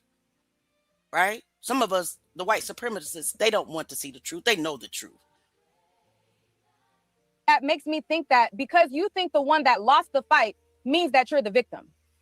Now, by court's definition, he's the victim. But just because you put your hands on somebody let me ask you this. That was coach's mistake because you can't ask a kid to be a leader of anything. Okay, that was a mistake, and that's not a defense. Because another 17-year-old can't demand a different 17-year-old to do anything. He has no authority. So that's okay. You want to bring up something else? I blame the coach as well. Because if it was going to be an issue, if the rule is nobody's allowed under this tent, which is not true. We've learned that. A kid cannot make sure anybody stays out of nothing. If that's also the case, Austin should have went and got said coach. Okay? No more excuses. Austin, instead of putting his hands on Karmelo Anthony, should have went and got said coach, the authoritarian, the adult. Okay? But he didn't. He did what him and his brother were accustomed to doing. Bullying and beating up somebody, according to their official records. All right, let's keep going. Stop putting the same old crap in the comments. We're sick of it. Defends himself and you lose, it doesn't mean that your pattern of behavior is irrelevant. You have a pattern of assaulting Black people. This case, you assaulted a Black person. You put your hands on somebody that did not put their hands on you. And just because you put your hands on somebody and you lost, okay, does not mean that what led up to it is irrelevant. A lot of you guys seem to think that, oh, well, Austin died, so anything that he did is irrelevant. Wrong. If you have a behavior of assaulting Black people and putting your hands on them, and this is a case where you put your hands on another Black person and said Black person retaliated, just because you died does not mean that your actions that led up to it are irrelevant. That's not how it goes. Now, the same thing for Karmelo. The stuff that he put in his text message may be relevant to the prosecution. There's things that he said that to them may be relevant, may show what they want to show. Somebody said, no, you are wrong. That's why Melo is still locked up. Okay. Okay. Melo is locked up because he had an unfair trial. He's in a racist county that charged him with charges that he would not have gotten if he was white. He's in a county where there are similar cases where a stabbing happened and the most that the person got was manslaughter. So him being locked up in what I saw to be a very corrupt trial is not an indication that, oh, well, that's proof that what they said is irrelevant just because he's locked up. I agree with Nick 1,000%. And I've also said over and over again, stop with the racist comments. Because if Karmelo was white, Austin was Black, and a Black Austin did that to a white Karmelo, and the white Karmelo was charged and convicted of murder, I would be still saying, give the white Karmelo a fair trial. Because the white Karmelo was defending himself. Make it make sense. It has nothing to do with the color of the skin. For me, now, what happened after the fact had everything to do with his civil rights. Based off what she just said. The history of other cases of being charged with manslaughter, which I would have been okay with manslaughter. Involuntary manslaughter, because he didn't go there intentionally wanting to take the life of Austin at all. He wouldn't have taken the life of Austin had not the first crime happened. Austin will still be here. Let's keep going. Like, stop. But anyways, let me stop looking at the comments because we have a lot of irrational thinkers. And again, if that's what you think, hey, think what you think. But I believe that it's relevant. If I go around, and these are the same people, right? The same people who are saying that, oh, everything is irrelevant. They're the same people who went out of their way to smear mud on George Floyd. We all saw George Floyd die from the officer putting their knee on his neck for however many minutes. What was it, 12 minutes? How he said, I can't breathe, and how the officer was aggressive in their approach. They went over what the category called for. These same people went and found out, oh, he was arrested when he was 12. Oh, look, let's try to justify this officer killing him. Oh, look, he got arrested because he smoked weed one day. Or, oh, look, he got arrested. None of that had anything to do with why he died that day. But yet these same people will try to get you to believe that your background are irrelevant. Like, right. Cut it out, okay? Like, literally, stop. But anyways, let's continue. So also, they have proof of Austin holding a butterfly knife saying, come F with me now. It says, also, Anthony once saw Austin or Hunter get into... I believe that's the Austin that Karmelo met that day. The one with the butter knife saying, gonna come F with me now. I believe that because those kids threw something in that trash can. I'm going to show that. But let's get through this first. To a fight with a kid at a basketball game and can describe knowing that at least one of them are aggressive and prone to fight. You're not now, Black. This is something that the far right like to leave out. They like to go with the narrative that these kids don't know each other, never seen each other, don't know each other, and that Karmelo just out of the blue just looked at Austin and decided that he needed to protect himself and that it was far-reaching. They want you to think that Karmelo never seen either of these boys a day in his life. Mind you, when the defense shared their case in chief, they showed photos of Eddie and Karmelo at a track meet. Eddie is on the same team as Austin and Hunter. So you mean to tell me that they both play track, they all play basketball, they all play football, their teams compete against each other, they go to these track meets and see one another. There's literal pictures that was used in trial that shows Eddie from an opposing team and Karmelo from his team sitting on a bench together and talking. But you want us to believe that Karmelo never saw them ever. I was in high school before. Now, I've been out of high school for 20 years. Okay, now, you know I look good for my age, but I've been out of high school for 20 years. Even though I've been out of high school for 20 years, when I was in high school, I knew who the star players were from other schools, and I was not even an athlete.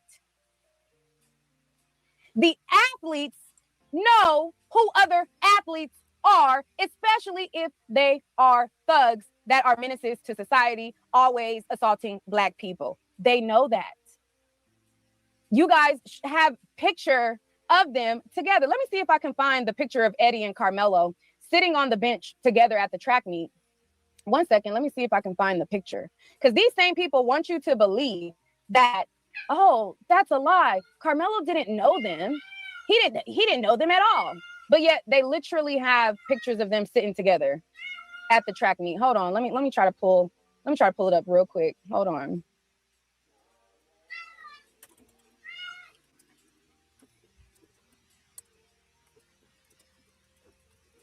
And then I'll go to my next thing. Hold on.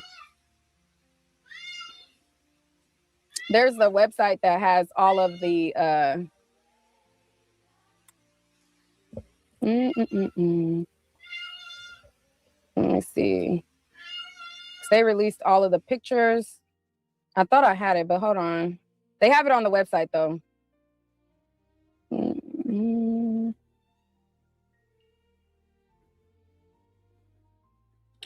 Let me see.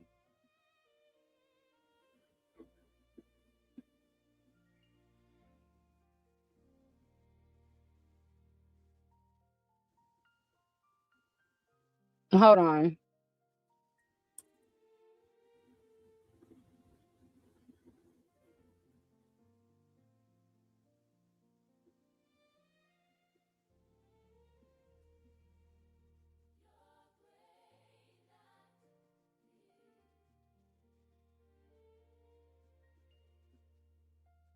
Here we go. I got it, the picture. Hold on. Let me just show y'all this picture before we go to, how do I rotate it? Oh, there we go. Okay, let me show this and then I will go to the next point.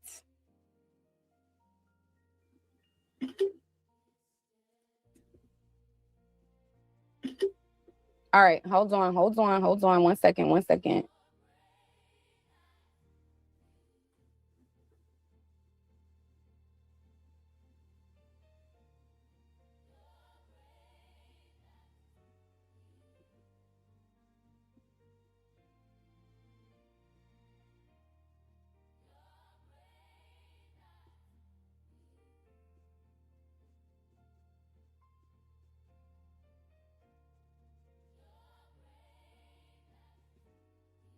All right, so as you can see right here, this is a track meet that was, I want to say, 2 weeks prior to the incident. This is a picture that was captured of Eddie Parra and Karmelo Anthony at a track meet. Now, the defense, when they came up, their point was that, listen, it's common for kids to talk and sit amongst each other at the track meet. It's common for the teams to be speaking to one another, etc. This is Eddie on the track team, the same track team that Austin and Hunter were a part of. As you can see, they're sitting together talking, okay?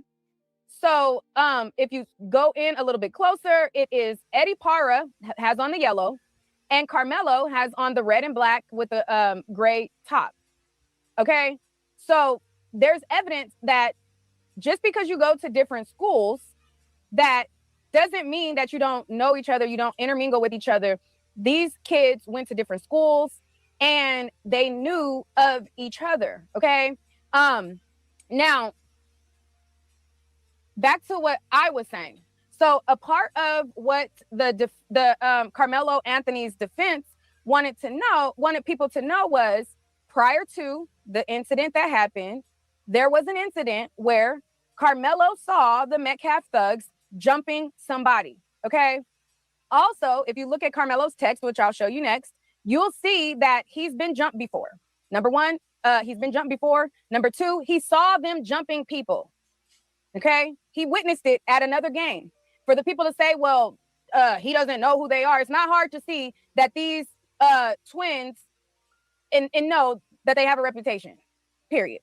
Then also what they wanted to note, and to the people who are begging for my attention in the chat, I see you. Thank you for watching. Every time you comment, it adds to my engagement. So keep on commenting. I welcome you to comment some more. Are you mad? Let's get you madder. You know, maybe I'm not making you probably ain't making enough comments. You know, you probably ain't mad enough. Get real mad, bitch. I don't give a fuck. Okay, like, I don't care. You want my attention? Make sure when you're looking, you see me for my good side. Also, y'all know y'all can always support via Cash App, via Super Chat, or by simply liking the video. Okay. Another person said, "Oh my God, all she does is beg for Cash Apps." Well, I would rather my community support me if they wanted to, versus lying, instigating on people, lying about them, doing smear campaigns on them, and then playing victim when they react, and then lying to y'all, making it seem like that people want them dead, and lying for security that they already got up there with guns. I'd much rather to get support the honest way than lying, playing victim. So, I mean, I know y'all like to give money to people, victim stories on Give, Send, Go. My audience can support me the honest way if they'd like to. You know, I don't have to lie on y'all. Everything that I've said about these twins are things that came up in trial, in my opinion, based on that. I'm not making up shit on them. Okay. I'm not like y'all. I don't have to make up stuff and make up stories and make up lies about people, lie about when I arrived to court, lie about people doing. I don't have to make up lie. If I told you something, it's because it's actually happening and I can actually back it up. The other side can't do the same. They just gonna lie so you could shake your purse. Okay. If my audience want to donate, I prefer to let them know where they can donate. Anyways, going on, continuing on. So now let's continue. So Karmelo already knew about these individuals prior to the situation. He saw how they got down. He saw that they were jumping people and already knew that he might have to defend himself, you know? Then we heard about this graffiti. Now, I'm not going to say, because last time I said what this said, my page, you know, they messed with my page. But let me show y'all. So this is what they said. Read the top row. This is what they said in graffiti. They got arrested for this, and they got on probation for this and everything. This is past being racist. It says KKK, unalive all black people, hail Hitler, and N-word graffiti. That's past. That's a hate crime. That's a hate crime. Oh my God.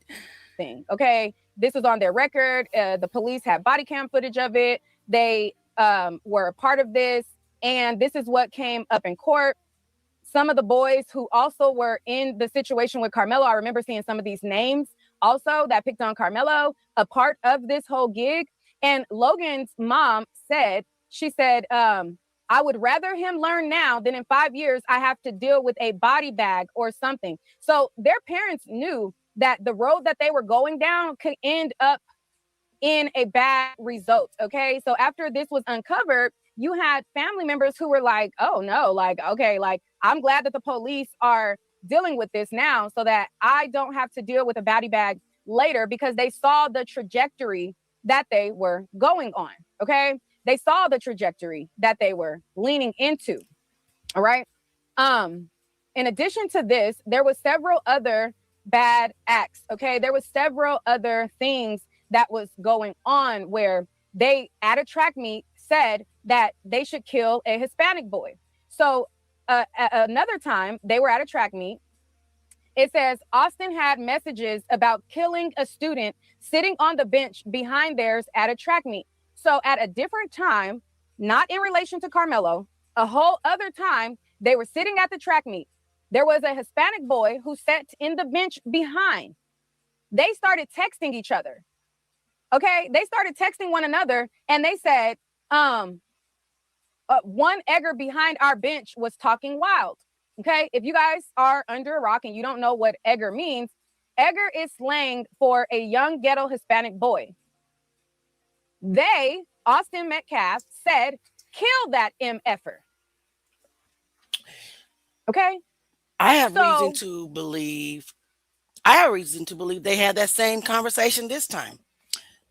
As we saw, the boys that were walking, let me put this up. The boys that were walking to Karmelo, they were walking with a mission. We seen it in the way that they were walking. I have reason to believe that they received that text and they was coming straight over there to handle it. But who texted them? Who texted Austin and Hunter that Karmelo was under the tent is the question. And we all know that Eddie Parra is the one that called Karmelo under the tent. He didn't go there uninvited. But that's the narrative they want you to believe. But who sent the message again to Austin or in Hunter and said somebody was under the tent? And I can imagine those twins said the same thing that they said the last time that they was talking about another Hispanic child. Let's keep going. They want to say that, Karmelo said something about licking the blade, whatever, and he's gonna get more time. It was a track meet, so that you guys have the same type of messaging, if not worse. You're texting a Hispanic boy of color. You're texting about a Hispanic boy of color saying that he's behind the bench, same as Karmelo was behind the bench, and saying kill that MFer. Okay, so when people go and they say, oh well, Karmelo was worse, and if he goes to get another trial, he's going to get more time. That depends on who is making the argument, because it's not about the evidence. It's about who has the better argument for real, and how you can present that to a jury and how you can let them know how it's relevant or not. Okay? They both, if you're going to say, oh, well, Karmelo said something about a blade, well, Austin said something about killing people too. Okay. Then it says the day before the incident, Hunter was banned from class. And it says, Christian said, we grounded from Stevens advisory until next week. And Hunter kept kicking the door and Mrs. James got mad. And then Hunter said, no, we not. I'm talking to her. F that weak ass teacher. So on April 1st, he was banned from school. Now, I know a lot of these far right supremacists, they love to carry the lie to say that Karmelo was suspended from school and that he wasn't supposed to be at the track meet. There's no evidence of that. That has not come out in court. That didn't come out during the original trial. That didn't come out during the motion for new trial. There's literally not one evidence that says that Karmelo was not supposed to be there. The evidence that did come out was that Austin Metcalf and Hunter's coach said that he did not want them there because they're shit players. All they do is brag and leave early, and he didn't want them at the track meet. Now, at the last minute, he changed his mind and allowed them to come. But if we're going to be honest and say anybody wasn't supposed to be at the track meet, the evidence shows that it was the twins originally not supposed to be at the track meet because his coach said that they're shit players and all they do is be starting BS and leaving early. However, he changed his mind at the last minute and he let them come. Karmelo, even though they're saying, oh, he made this comment or that comment or this comment, He was not suspended from school. He was not supposed to be at the track meet. He was literally supposed to be there, and he had a track meet run that he was doing that day. Okay. So, there's that. Now, it says Hunter messages about jumping kids from Independence track meet at a prior track meet. So it says Hunter said, "These shitty indie kids talking," referring to Independence High School track students. Hunter then said, "Let's jump them." Someone from an unknown number said, "Someone recorded." Hunter said, "I got it." Okay. So I just want to go over some of these things before I show you Karmelo's text messages, because we need both of them to show and compare. All right. So then you have this one where it says, during a February 3rd, 2025 conversation, Austin used the N-word and said, "F Edwin Parra." And Hunter said, "We have two N-words, you gonna punt." It says NIHS is short for niggas. Okay. So Edwin Parra, if you guys don't know, is this guy right here that I just showed you that was photographed talking to Karmelo Anthony at a prior track meet. They knew each other. Karmelo went to talk to him that day. Okay. He went to talk to him. He knew him. That he had already prior talked to him at other track meets. He had already seen him at other track meets. They had already been familiar, etc. And this is the way that they talked about him when he wasn't around. Now, pause and read the rest of the stuff if you want to. It says on October 23rd, Austin bullied a Black student in class and used racial slurs. Pause and read, pause and read. He called another student a black ass hoe and bragged about how the coaches would not do anything because he is a starter on the varsity. The teacher noted that Tehran gets picked on a lot in class by the other football players. All right. Then this also came out where Hunter was threatening to hit cheerleaders and saying that he was gonna be about that life because his hands are bisexual.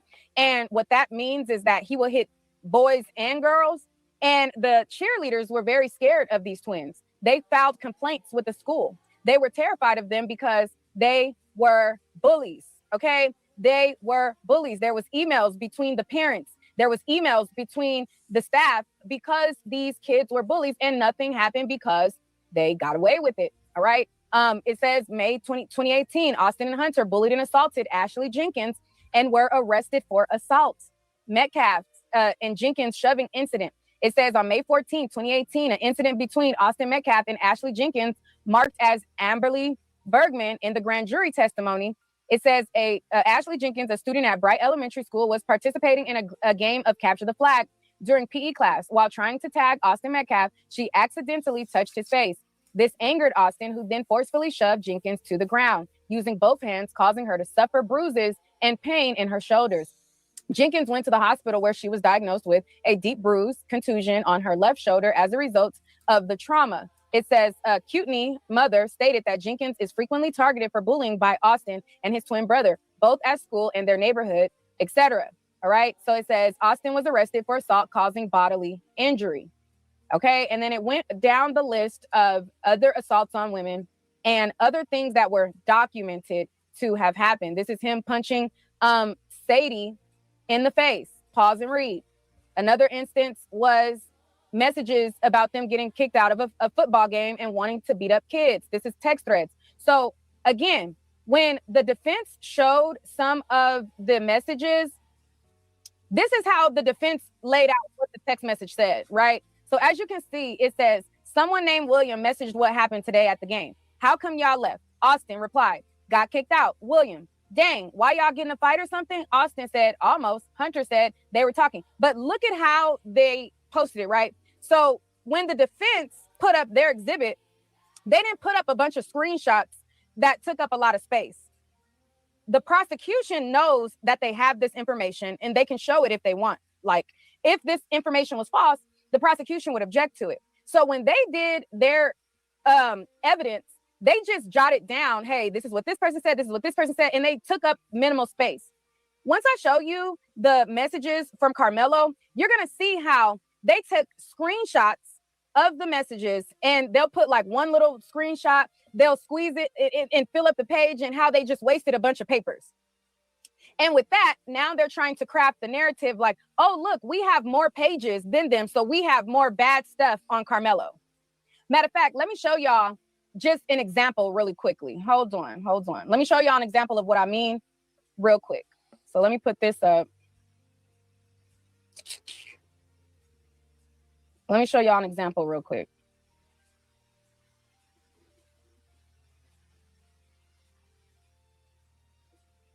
All right. So example. So you see how they have screenshots here? So you see how this screenshot takes up the entire page? So they're using the fact that they inserted actual screenshots and it's spread across the page as saying, look, Karmelo did far more stuff than us because we have more pages. And they're trying to say because these screenshots, look at this. You see how this screenshot, they use this much of the paper?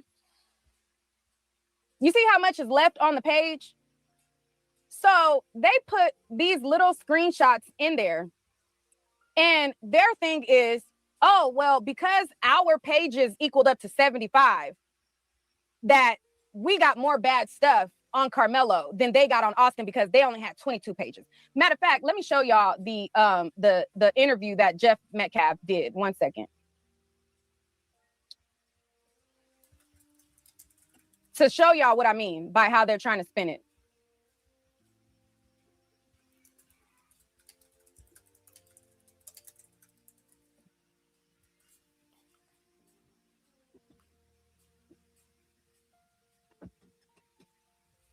Get a life sentence. You got handed a life sentence. So did Megan, so did Hunter, and so did everybody else in my family and her family. We don't ever get to see Austin again. We don't get to talk to him. We don't get to hug him. This guy, he still gets to see his family. It's a tragedy that he has to be in prison. I feel sorry for him. Just due to the fact that his life is pretty much ruined. I don't feel sorry for what he did, though. He needs to be held accountable. Notoriety about the killing spread beyond Texas, due in no small part to social media posts that amplified elements of the case involving race. There were no black jurors, and critics questioned whether Anthony received a fair trial. Do you have a sense of why some people can't accept that they believe Karmelo Anthony did not get a fair trial? Sure. There are people in this world that will believe whatever they're told. They follow. They're sheep. Can I ask you about the racial element of the case? Sure. How did it get that way? It's real simple. The other side decided to bring it up. He said it started when he was asked to leave a press conference by Anthony's parents shortly after his son's murder. Who was not invited, he knows that it's inappropriate to be near this family.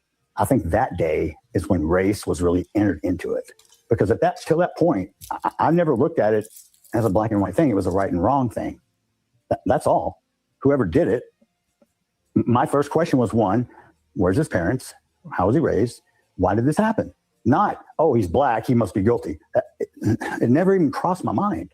It doesn't matter. I don't see color. At trial, prosecutors and defense attorneys made a secret deal to focus on what happened under that tent and exclude evidence about Anthony and Metcalf's character or past behavior. We're not going to drag stuff from what they did in fourth grade. We're not going to drag stuff from this guy's character because at the end of the day, it's real simple. They had 20 pages on my boys. I read it. They had 75 pages on Karmelo. I read that. If it would have came out in court, I think he would have got more. After the verdict, Jeff Metcalf appeared on a podcast where he used racially charged language and disparaged Anthony's family. What was that about? One, yes, I said it. Two, I own it. I'm not backing away from it. If you listen to the 10 seconds before the clip and you get the context, because I'll repeat it for everybody right now. I'm not racist. No. Yes, I said it. Yes, I own it. No apology. No backtrack. No nothing. He's still popping his ish. I said it. I own it. But no apology? Come on. I don't believe you, Jeff. You see color. You see color. That's why your boy saw color. Let's keep going. All right, so let me pause him right there. So you see how full of crap they are, where he's like, oh, they got 22 pages on Austin, but they only have They got 75 pages on Karmelo. Again, I'm going to show you guys how they got these 75 pages, because they wasted a lot of pages with putting in, screenshots of the text, not filling the page, and all of that. Now, he's going to try to make us believe that he's not racist. Okay? He's not racist. It was an experiment. Okay? It was just a social experiment, and this social experiment was just to show us that things can get taken, and he could say something and it could go viral. He thinks that we're stupid, but that's what they think, that we're dumb. Okay, look at the way that some of their faves they think that we're stupid. They think that if they say it, then we're just going to be like, oh, yeah, that's what it means. Well, that's so true, guys, because they use the same insults every day, back to back to back. They call us low IQ. Notice that a lot. They call us racist. Notice that a lot. So they do the same. It's the same thing. It's like they get together in a meeting the morning prior to, attacking social media pages that are asking for fairness for Black, brown people, anybody that's not their color, because they think that they're supreme to any other race on this planet. They have the same exact insults for us all day, every day. The same exact deflections as well. The same exact gaslighting attempts. All of them. So that's how I know it's organized crime. It's organized. They are sent their instructions, and they are sent out to swarm the masses. It's diabolical. Jeff, we see you though, bro. We see you. We're not buying it. I don't think that you guys act in good faith. We don't think that you guys tell the truth. Okay. And by you guys, I'm not talking about all white people. I'm talking about them, the Metcalfs. Okay. I'm talking about the far right supremacists that they got as their mouthpieces. That's what I'm talking about. We don't think that y'all could tell the truth, because y'all have just done nothing but spin certain things, period. Let me make something up that is racist, and I bet you it will go Watch viral this. Here it goes. on the internet. I got handed a life sentence. You got handed a life sentence. How is that racist? How is Karmelo defending himself racist? I'm so confused on that. They love to call other races racist that have been suffering at the hands of systematic racism, oppression, and unfair treatment for decades. Anybody in here that's on the supremacist side want to explain to me how Karmelo defended himself, not choosing to fight? Racist. So did Megan. All right. So that was him saying that, right? Also, another thing that he says, and I meant to pause him when he said it, was he said that race got entered into this because he went to a press conference, and because he got pointed away, then that's where race got brought into it. Sir, did you forget what your little mouthpiece was running around and saying at that same time? Did you forget about when the bond was reduced? Right. And how the judge was doxxed, and how there was all of these pieces saying all of this stuff to say that, oh, well, race got put into it because I got put away from a press conference is disingenuous, and you're foolish. And let's be honest. Let's be clear about something. We don't know, and they probably felt this way. The Anthony's probably felt this way.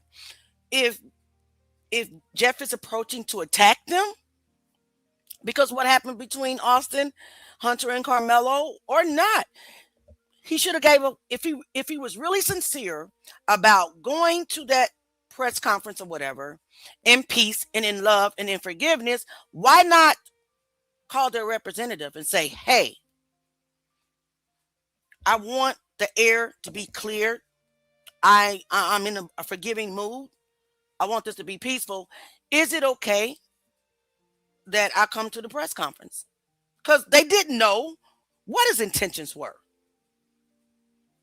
Let's keep going. Prior to that, Karmelo Anthony had a bond hearing where a Black woman judge reduced his bond from $1 million to $250,000. She got death threats. There was all of these racial things and threats made prior to that. Then you showed up. Nobody knows what your intentions are. Okay? How are they supposed to know what your intentions are? You come up, you don't come up with nothing. You got a fanny pack on. You got all of this stuff. How do they know what your intentions? You think that they're going to let you close to their son? Anybody who came up with the narrative who claimed that, oh, the parents were wrong for turning him away. Well, I would have been wrong too, because I don't know what your intentions are. Me neither.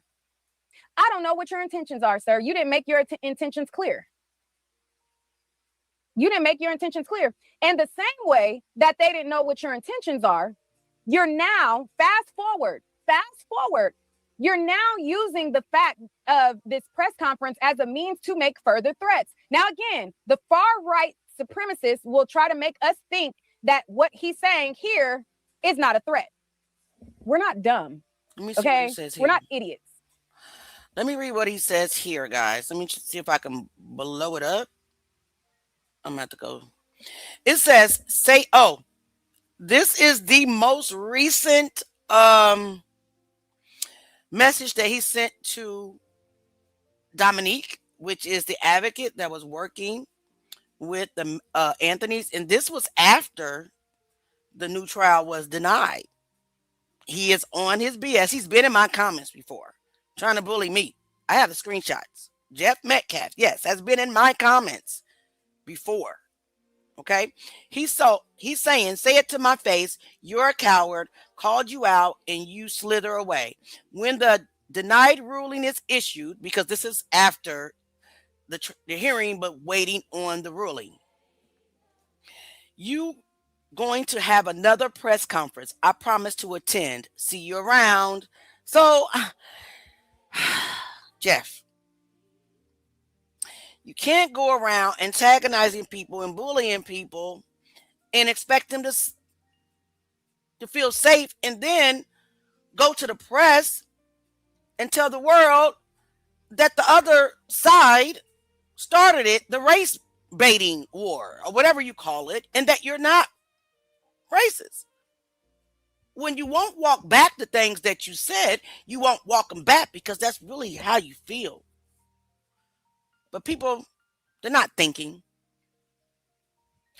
I don't care what a person or a parent is going through in mourning. It does not excuse bad behavior. It is what it is. Let's keep going so we can wrap this up. Okay. We know what a threat looks like. We can read between the lines. But they want us to believe, oh, well, he didn't say it all the way, so then that means it's not a threat. We're not stupid. They think that we're stupid. We're not dumb. We're literally not dumb. So, Jeff, if you guys don't know, when we were at the motion for new trial, he was mad dogging people. He was there just acting like a big child, right? He's there to see whether or not that, this motion goes through for recusal, this motion goes through for new trial, and represent his son. This is the same guy who said that I have a campaign, a foundation in my child's honor. My foundation is so that we can teach people conflict resolution. And I need you guys to give me your money. See, you see how he did that? His foundation, he's claiming it was designed to teach people conflict resolution. But Jeff, that does not address the very first issue, the root of the issue that happened to Austin. What about the bullying, the approaching, and the assaulting? That's the root. You're still low-key trying to put it all on Karmelo. You wanted Karmelo at 17 years old to learn how to resolve the conflict that your son created. Y'all see what I'm saying here? Even your organization is glossing over the root of the issue. And that is the root of the issue is the bullying and the assault. He skipped right over that. That's all I'm saying. Let's keep going. I need you guys to give me more money. I've already raised 600, almost 700,000. However, and this is just me paraphrasing because this is what I got from it. I already got 700,000, but I need y'all to give me some more money. So I've created a fund so that I can utilize these resources of anti-bullying, okay, and help other kids have better conflict resolution. Now, that's not what he said exactly, but that's what I interpreted from it because he's asking for money. He's saying that he has an anti-bully foundation, and he's saying that he's going to be able to teach kids conflict resolution. I did a whole video on that. People ask at the press conference, they're like, well, what's going to happen when people ask you about the racist stuff that you said? What's going to happen when you need to implement this conflict? I'll tell you what happened. The African-American guy that sits next to him representing this organization, that's how he fixed it. Well, attempted to fix it. We see through that. But that's what he thought that would fix his racial outburst. He went to recruit a black guy to sit next to him. Another gaslight attempt. Resolution. Well, people are going to say that you don't have the same skills because you went on that racist rant. I did a video on it. It's there. Now, again, I'm paraphrasing, and he didn't say what I said exactly, but that's the gist of it. At the motion for new trial, he's there. He's mad dogging people. Whether he likes Dominique Alexander or not, that's he a grown ass man. But you can't be out here saying that I have a fund in my child's honor and I'm going to be the face of conflict resolution, and you out here sending threats to people. Okay, so he said, "Say it to my face. You're a coward. Called you out, and you slither away." When the denied ruling is issued, you're going to have another press conference. I promise to attend. See you around. So this was something that he sent to Dominique Alexander. And he was saying, just like the last time that there was a press conference and he got sent away, he wants Dominique to say it to his face. Like he's on timing. But yet this is the same person that wants people to donate money to a fund that's supposed to be about conflict resolution. Are you trying to raise money to help people not be bullies, or are you trying to grift your son's death? I don't know which one it is. Okay, I can't tell. It's hard to tell. But this looks like a threat from somebody claiming to be about anti-bullying. You got a whole foundation about it, and when does the conflict resolution start? Does it start with the kids? Does it start with you? Who's the example? You know, somebody said, how did he know it would be denied? I don't know. Sounds like there's leaks also somewhere. I have no idea. They've been getting information, exclusive information that sounds like they're not supposed to have. Yep. So how did he know? I don't know. Maybe he had intuition. Maybe he just felt it. Maybe he prayed and that's that's what came to him, or maybe it was leaked. I don't know. It's hard to tell. But, you know, it's interesting how they try to sway things. Okay. But anyways, let me pull that down. Now, let's get into this. Let's get into this document of Karmelo. Hold on. Let's remove this. Let me add that.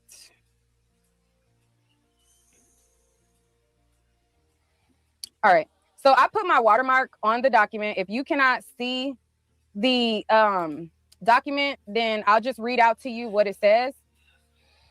And we'll go from there. But my watermark is over it.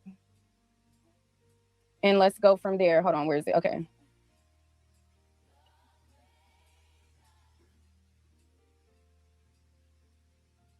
All right. So make sure y'all hit the like button. Make sure you guys hit the hype button if you would like to. And if you guys want to support the channel, then you guys can always support via Cash App at Neek at Night Media. Oops. Spelled exactly like this. So wait, how do I make this smaller?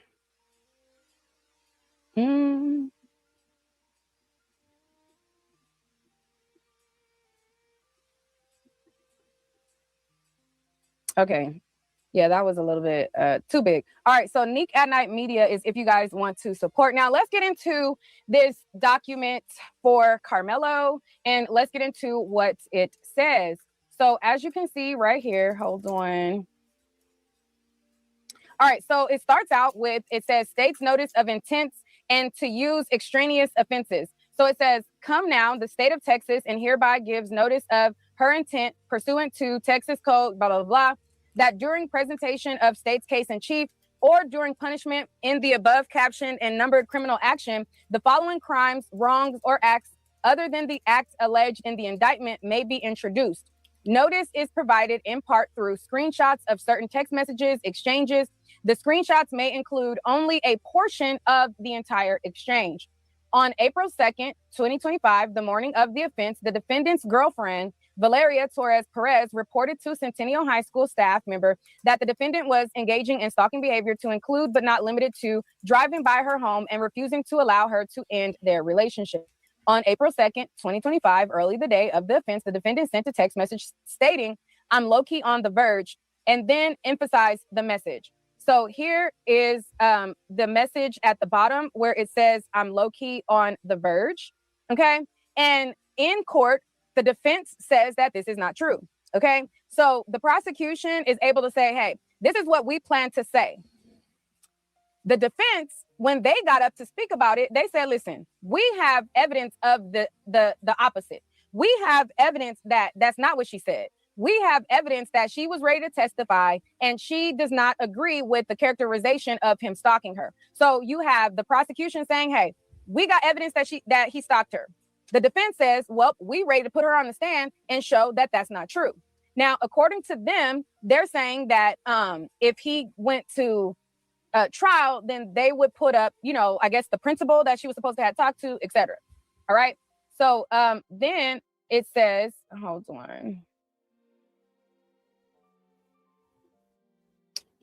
Between the school years 2013 and 2021, the defendant has committed various acts of behavior, including numerous acts of assaultive conduct while attending school in Baton Rouge, Louisiana. And then it says, at some point during 2024 through 2025 school year, a report was made to Centennial High School staff member that the defendant had taken Valeria Torres' telephone and would not give her phone back. On or about May 2026, the defendant wrote a rant categorizing Black people, white people, and Mexican people. Then it goes to text messages that that they had where it talks about a girl starting to hit him, and then she started pulling his hair, and so he said he punched her. Okay. Then there was messages where it said,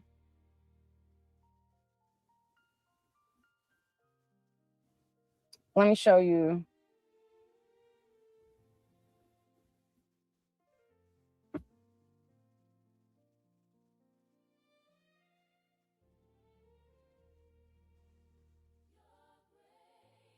He talked about Trump in his messages. So there's messages where he talked about Joe Biden, he talked about Trump, and he talked about like the different policies that each person had. He then talked about how, let me see.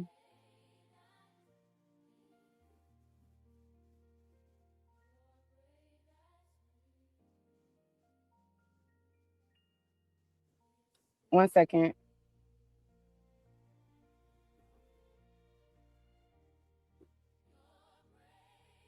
Okay, I'm trying to make sure that y'all can see.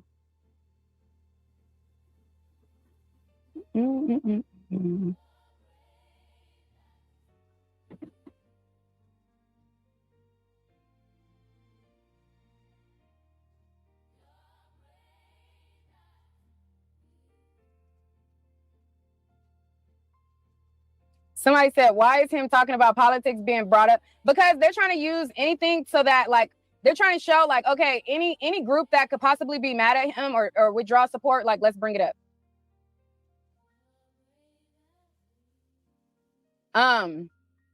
So then there was these messages, hold on, about him saying that he was going to shoot up the school. So hold on, let me go to it.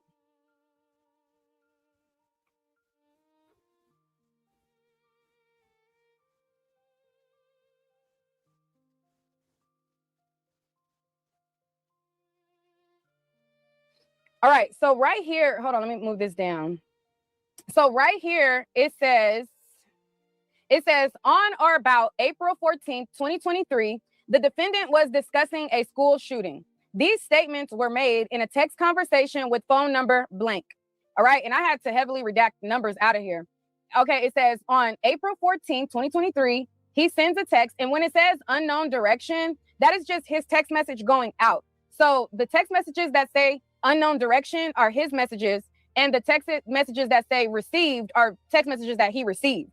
So it says text messages, unknown direction. That's him sending a text message out. And then it shows the difference between the text messages that he received. Now that So I it don't, says, that right there, I don't understand, because why would it say unknown direction?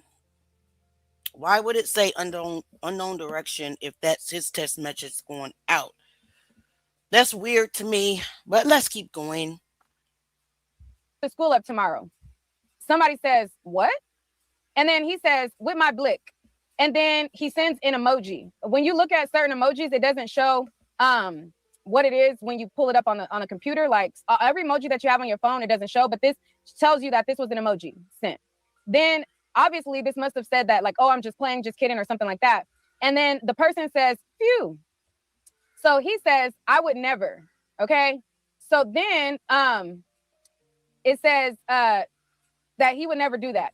So then it goes on to say, actually do that. He said, I would never actually do that. Okay. So he put, I would never. And then he sent another one that says, actually do that. So I would never actually do that. And then somebody said, he says, nah, my mama would kill me before the police. The police already go kill me because I'm black, but still. This person says, chill. Okay. So right there, if you put it in full context and you go back and you look at the text, you can tell that these are kids that are joking. Now, he starts off by saying, I'm gonna shoot up the school. They're like, what? He says, with my blick. They say something, emoji, and they're like, phew, okay. And then he says, I would never. And then he says, I would never. And then if you go to the next one, actually do that. And then it says, my mama would kill me before the police. The police already gonna kill me because I'm black, but still. And they said, chill. Okay. So these are some of the things that are in here. Now there was also so let the media, sorry about that, guys, for talking over her. Let the media say it. They left that part out, right? They just says he was talking about powing up a school. They didn't read the whole full context of the text, the conversation where he said, I would actually never do that. My mom would unalive me before the police unalive me. They had you guys thinking that he really was out here saying he feels like powing up the school. Come on.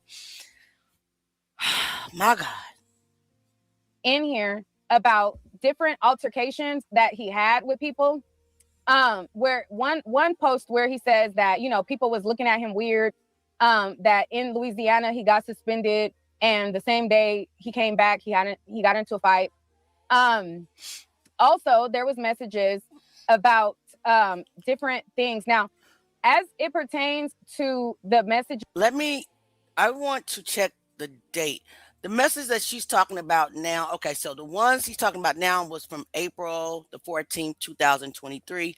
I wasn't quite sure if you guys are able to actually see the dates, but a lot of the messages also date way back to 2021 as well.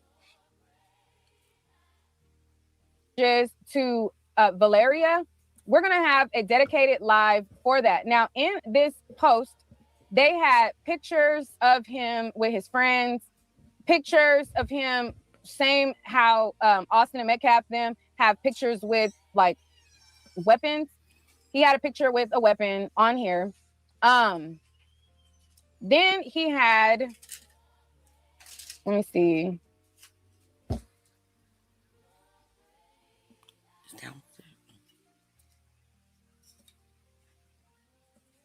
Hold on. I'm trying not to get flagged from YouTube. Hold on. So that's why I'm going like this.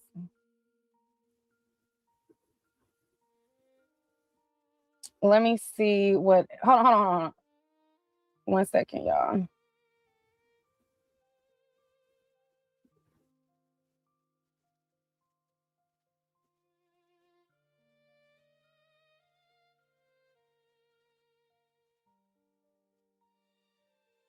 I'm trying to see which page this is. Hold on. Okay.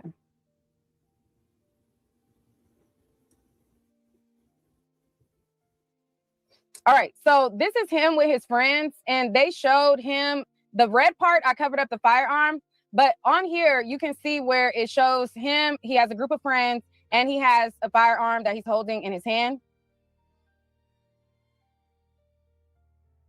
So that may, or I'm just going to put it out there, that's not his firearm. I don't believe it is. We don't know whose firearm it is. Just because he's with a group. But the way they put it out there, they cut everybody else out and just put him out there. But let's keep going. Okay. Also, in addition to that, they have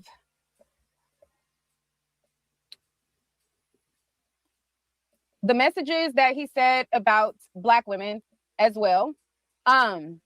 He also talked about... First of all, he said it about... Let's put this into context. He didn't say it about Black women. The girls that he's talking about are not women. They're teenagers.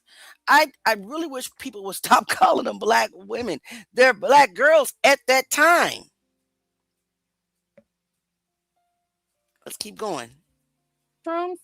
So it says he got a dude to buy the mushrooms. Hold on, let me pull that up. Have a good day, evening, Brandy.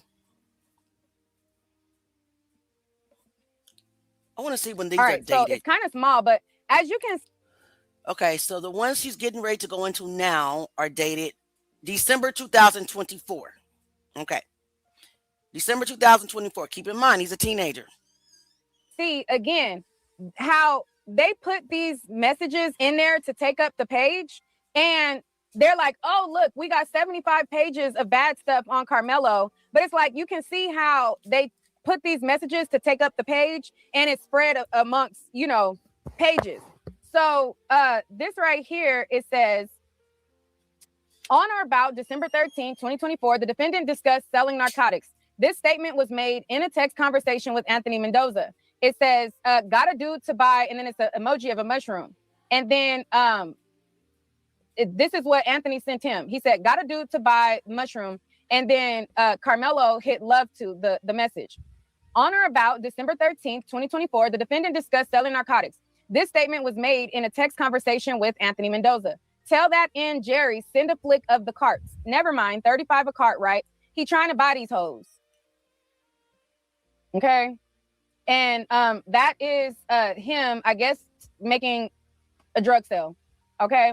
Also, they shared in here more things about his character, stuff that he said to his girlfriend, him saying that he got into a fight before. Let me see what else.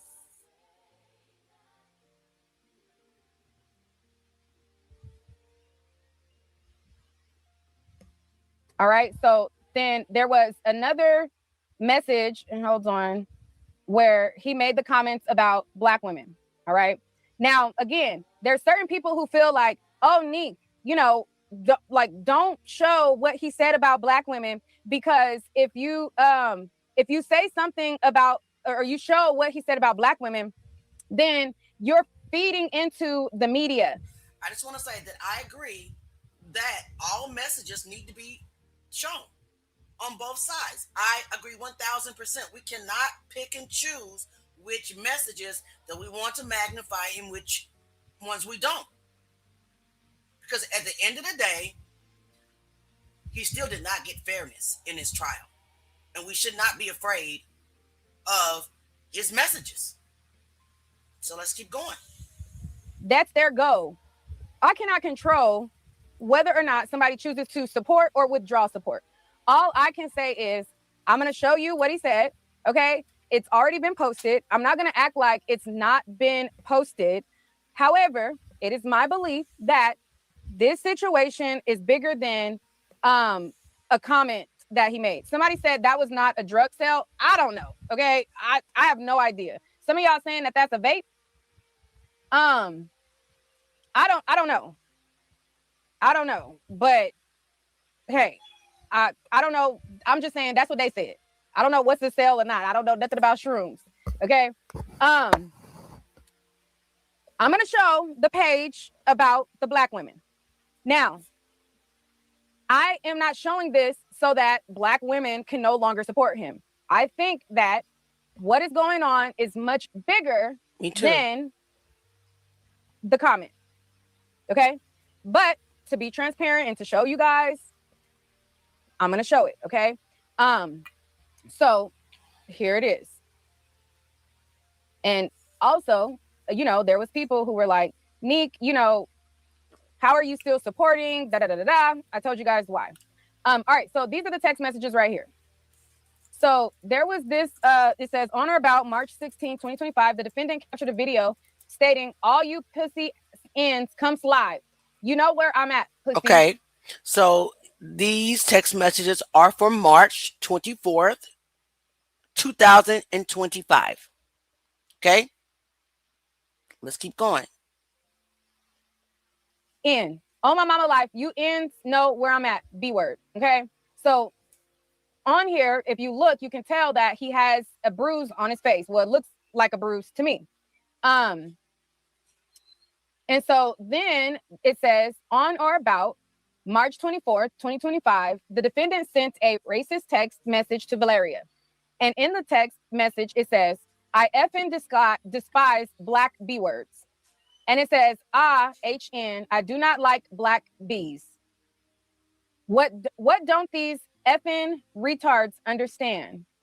All that wig glue is getting to their effing brain. Okay? And then it says, effing N-words, they need to go die. Okay. Okay. So this is my interpretation of what this teenager said. He is speaking not on Black women. Let's be clear. He is speaking about other Black teenage girls. And I'm not gonna lie. My son, they treated my son so bad when he was younger that he doesn't want to date Black teenagers. Well, he's still a teenager, but he does not hate Black women, because as most Black women or teenagers mature, those ways that we see displayed, let's not be, and it's not only in Black women, it's in every race. There is some girls who are just not raised in a respectable manner, or don't act in a respectable manner. He basically is talking about those girls. We don't know the history behind what the first impression he got from these Black girls, not Black women. But trust and believe, my son, even though he rather not date, he's, like I said, he's still a teenager. He doesn't hate Black women. Let's be clear. Let's not take it out of context like some people did. That was it. Okay. Now, in this post, I will have a full live for my members. Okay. Now, this video right now, I showed you guys some things that are in the document. I showed you guys some things that he said here, some things that he said there, some things that he said there. I will say this in a live for that I do not believe that it was ever a forensic extraction. Because why? I mean, in a forensic extraction of a cell phone, there will be a definite direction, right? The mere fact that these text messages still say direction unknown doesn't make me to believe that it was ever confirmed. I know that Nick and maybe some others are going by what they were told, during the new trial hearing. They were told by the prosecution that the unknown direction was messages that he sent, right? I just don't believe that's transparent enough, because in legal documentation, the direction should be very transparent and factual. It should not be a guessing game. And I don't want to just be told by a prosecutor that, oh, well, we promise that those messages that say unknown direction, we promise that Karmelo is the one that sent those. No, it doesn't work like that. I do not believe that the messages were ever forensically analyzed, because there's no way that a true forensic professional will present these messages as evidence, as a fact, the way that they were presented, if that makes sense. So no, I'm going to say I don't know if any of this has ever been really truly substantiated, because of the gentleman's agreement, where both sides agreed to not even allow them to enter, right? So I don't believe they did that extra work to substantiate it, if that makes sense. Norvana also says the top of each of those messages are labeled unknown direction. Exactly what I just said, Norvana. Meaning the text could have been received or sent by Karmelo. So I'm confused how people drew. Me too. And I'm still confused. I don't believe that they were ever really forensically examined or substantiated, because they didn't anticipate it coming up because of the gentleman's agreement. They thought that it was sealed deal. They didn't know that Russell Wilson was going to come into a new hearing. First of all, they didn't know that Judge Roach was going to be recused. That's never happened, in Texas and Collin County. They didn't know that, and they didn't know there would be a new trial hearing. So they wasn't prepared for that. So I don't believe that they went to the extent to substantiate or confirm the data that's being presented. They're going to have to now, because it's now into the permanent record for the actual appeal. So the appellate court's going to have to review this documentation, and it definitely has to be substantiated. Bridget says, I agree with you, Auntie Leah. He has the mind of a teenager, but is that a true text from KE? I don't know. They did not confirm. Like I said, it's kind of hard for me to believe that when evidence from a phone has been forensically extracted, right, professionally, that they will present that as evidence to the court of law. It'll confuse the jury, right? It would confuse the jury, and it would definitely confuse cross-examination. So like I said, I don't think that it ever went that far. It was just Worski showing, hey, Mike Howard and Toby Shook, this is what we have in your client. And Mike Howard saying, well, this is what we have on your client. They did the verbal gentleman's agreement, agreeing not to allow this evidence to come up in court, and it was filed away. So I don't believe that it was confirmed. So we don't know yet, but I do know that they will have to confirm it now, because it will be brought up in the appeal hearing, because now it is a part of the permanent file, if that makes sense. All right, let's keep going. And then we're going to end it, because I've been live twice today and Auntie tired. Only my members, okay? Because it's been a while since I did a video that was just exclusive to members only, right? For my members, I will go over everything, okay? I will show you guys the entire document, okay? I will show you every single thing. In this live, I showed you certain things. But to my members, I will go over the messages with you in full, okay? So we'll do that. But that is what some of the document shows.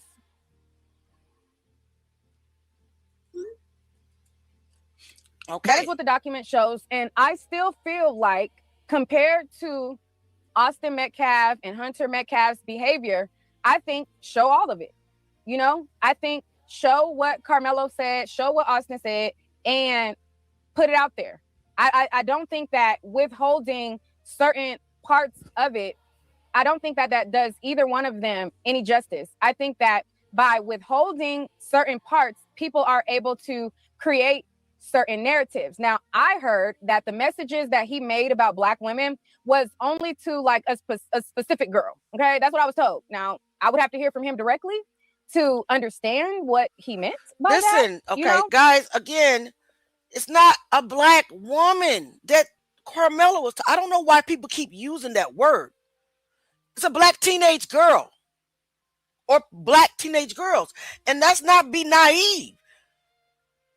There are some black teenage girls that are not brought up right, just like there's some white teenage girls that are not brought up right, just like there's some Hispanic ones that are not brought up right. It's in every race. There's preference, and maybe something happened to the where they, how they treated him that made him say that specific statement. His mother is black. His aunties is black. Grandmother is black. Sisters are black. Okay, let's be realistic. The fact that not me, I'm not going to judge this kid off that, because he was a kid when he made that statement. He was a teenager, and he was talking about teenage girls. He was not talking about black women. People are taking it out of context. And we're going to listen to a little bit, and we're going to end this. I just didn't want to cut her off in the middle. Somebody said, Auntie Leah, I meant to say, Karmelo Anthony, thank you for your response. Oh, no problem. I try to respond when the questions are respectful and okay. But I have to filter through a lot of trolls in the comments that attack me every day, all day long, which sometimes makes me respond differently. But I was told that he got into it with a girl, and the messages was to that specific girl. Okay. I also believe that because it was 90% of women going out to support Karmelo, I think that the prosecution intentionally wanted him to withdraw that support. I think that because there was so much corruption in this case, the backdoor deals, the way that it's one thing for them to do the backdoor deals. His defense team did not even put up a real defense. Like, when I was in the trial, I'm like, I feel like I could have did a better job at defending him. And now that I know that it was tailored to only under the tent, I still feel like I could have did a better job. How do you know it was self-defense? Tell me what your definition of self-defense is. How can you say that he provoked when he is the one who they put their hands on him first? Now, there is text messages in there where he said that, hey, you get mad at me, I'll get you mad, and then you want to put your hands on me. That's in the messages, okay? A lot of people think that also, oh, well, if we don't talk about it, then it's not there. Whether we talk about it or not, the prosecution still submitted this evidence. The court has this evidence. So I don't know why people think that if we don't talk about it or if we don't mention what's there, that it doesn't exist. It still exists, okay? It still exists. We can advocate for Karmelo, and we can also keep it real, okay? There is a message in there where he said, oh, well, I'll get you mad, so you put your hands on me.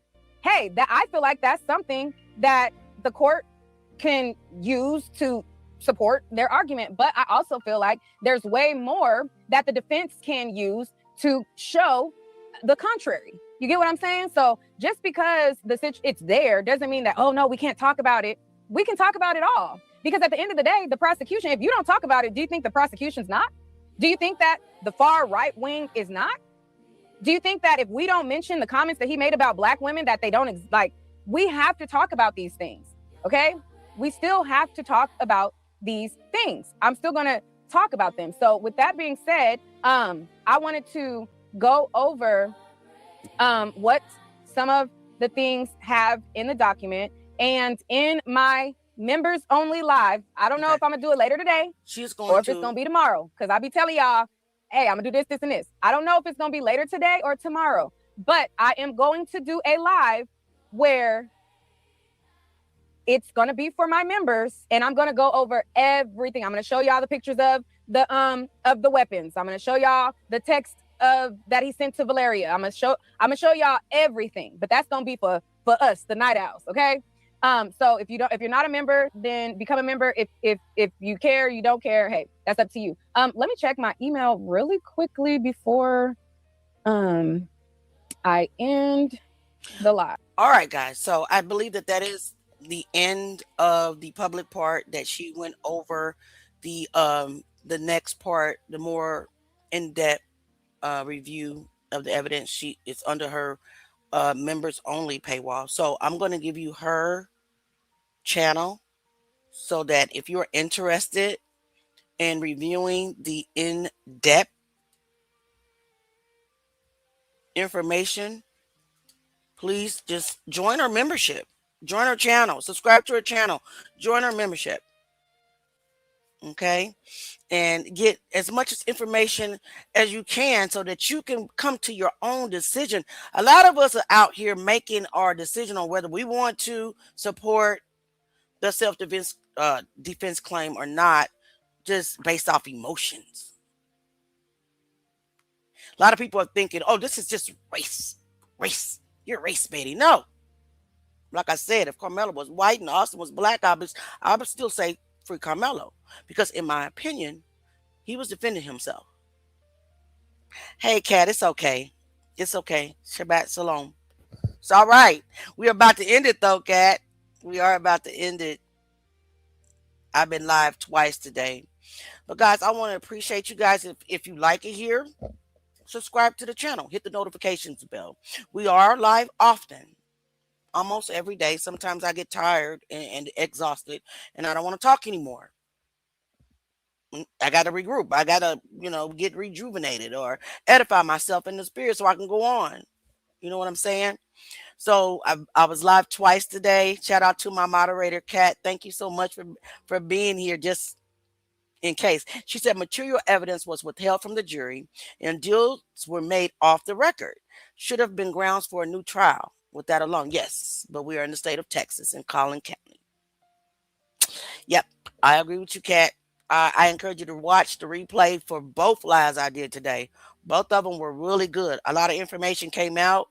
We had an interview with an attorney that was in the courtroom during the Karmelo Anthony new trial. That's on the live prior to this one.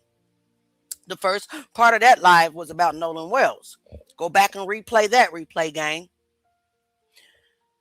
And I'm going to say this one more time.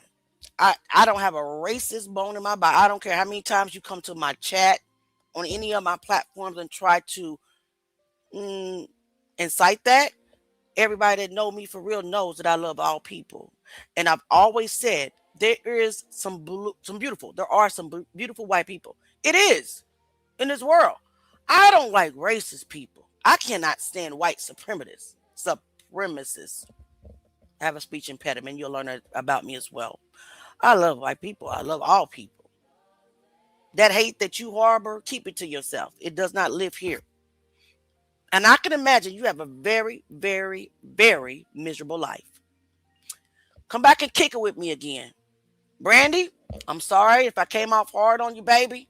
But do you know how many times that we've heard that I have a black son speech about sensitive cases to where you may not fully understand why we support what we support, that, and it has nothing to do with people that look like me, because my people are not, they don't only just look like me. Do you know that there's people of all races that are my people? Anybody that fights against injustices, that's my people. Period, point blank. On that note, I am out of here. Listen, y'all know I always got to play the Truth Gang anthem on the way out. I need y'all to know that every song that you hear on this platform now is available on all streaming platforms. Spotify, Apple Music. Yep, I uploaded all the songs I've written and created. All the songographies are available for download now. Right now, I'm going out with the Truth Gang anthem. Meet me here tomorrow, guys. Turn on your notifications. You'll know every time I'm going live, all right? I love y'all. I love everybody. And I'm still going to say fair trial and justice for Karmelo. Now, when we say free Karmelo, in my mind, it's free Karmelo from that unjust trial and that unfair charge, in my opinion. I would be okay with manslaughter. Involuntary manslaughter. I'm okay with that. Murder, he didn't do. I don't care how many times you say it. Peace and love. We out. This ain't clout. No. This ain't views. No. It's truth. Truth. It's pain. Hey. No matter where it led, we still going. Still going. Truth gang. Truth game, we been hurt, but we still don't break, don't break. Every lie getting heavy, feel the weight that it takes. That way. No silence, no fear. We've been carrying pressure. Carry that. If it's dark, we bringing light. Now it's now, it's never. Right now. True game, we've been standing through the pain in the rain. Do it all. Every loss, every tear, yeah, we carry the names. Say they name. No matter where it lead, we still stand. Still stand. 10 toes in the fire, it's the truth game. Down. We don't move off feelings, we move off facts. Paperwork, timelines, yo, we double check that. Run it back. If it don't add up, then we questioning it. If it's hidden in the dark, we addressing it. Bring it out. They want silence, they want fear, they want control. They want narratives, push that we don't expose. They lie, but we build different, yeah, we cut from truth. Real talk. We don't water down proof just to make it sound smooth. No way. We ain't running from nothing but a lie. Nah. And when we do run, we running towards the truth. Go time. Every step heavy, but we still don't fold. Don't fold. Because the truth worth more than gold. True game. We've been hurting, but we still don't break. Don't break. Don't break. Every lie getting heavy to the way that it takes. That way. We want the truth. The truth. Nothing but the truth.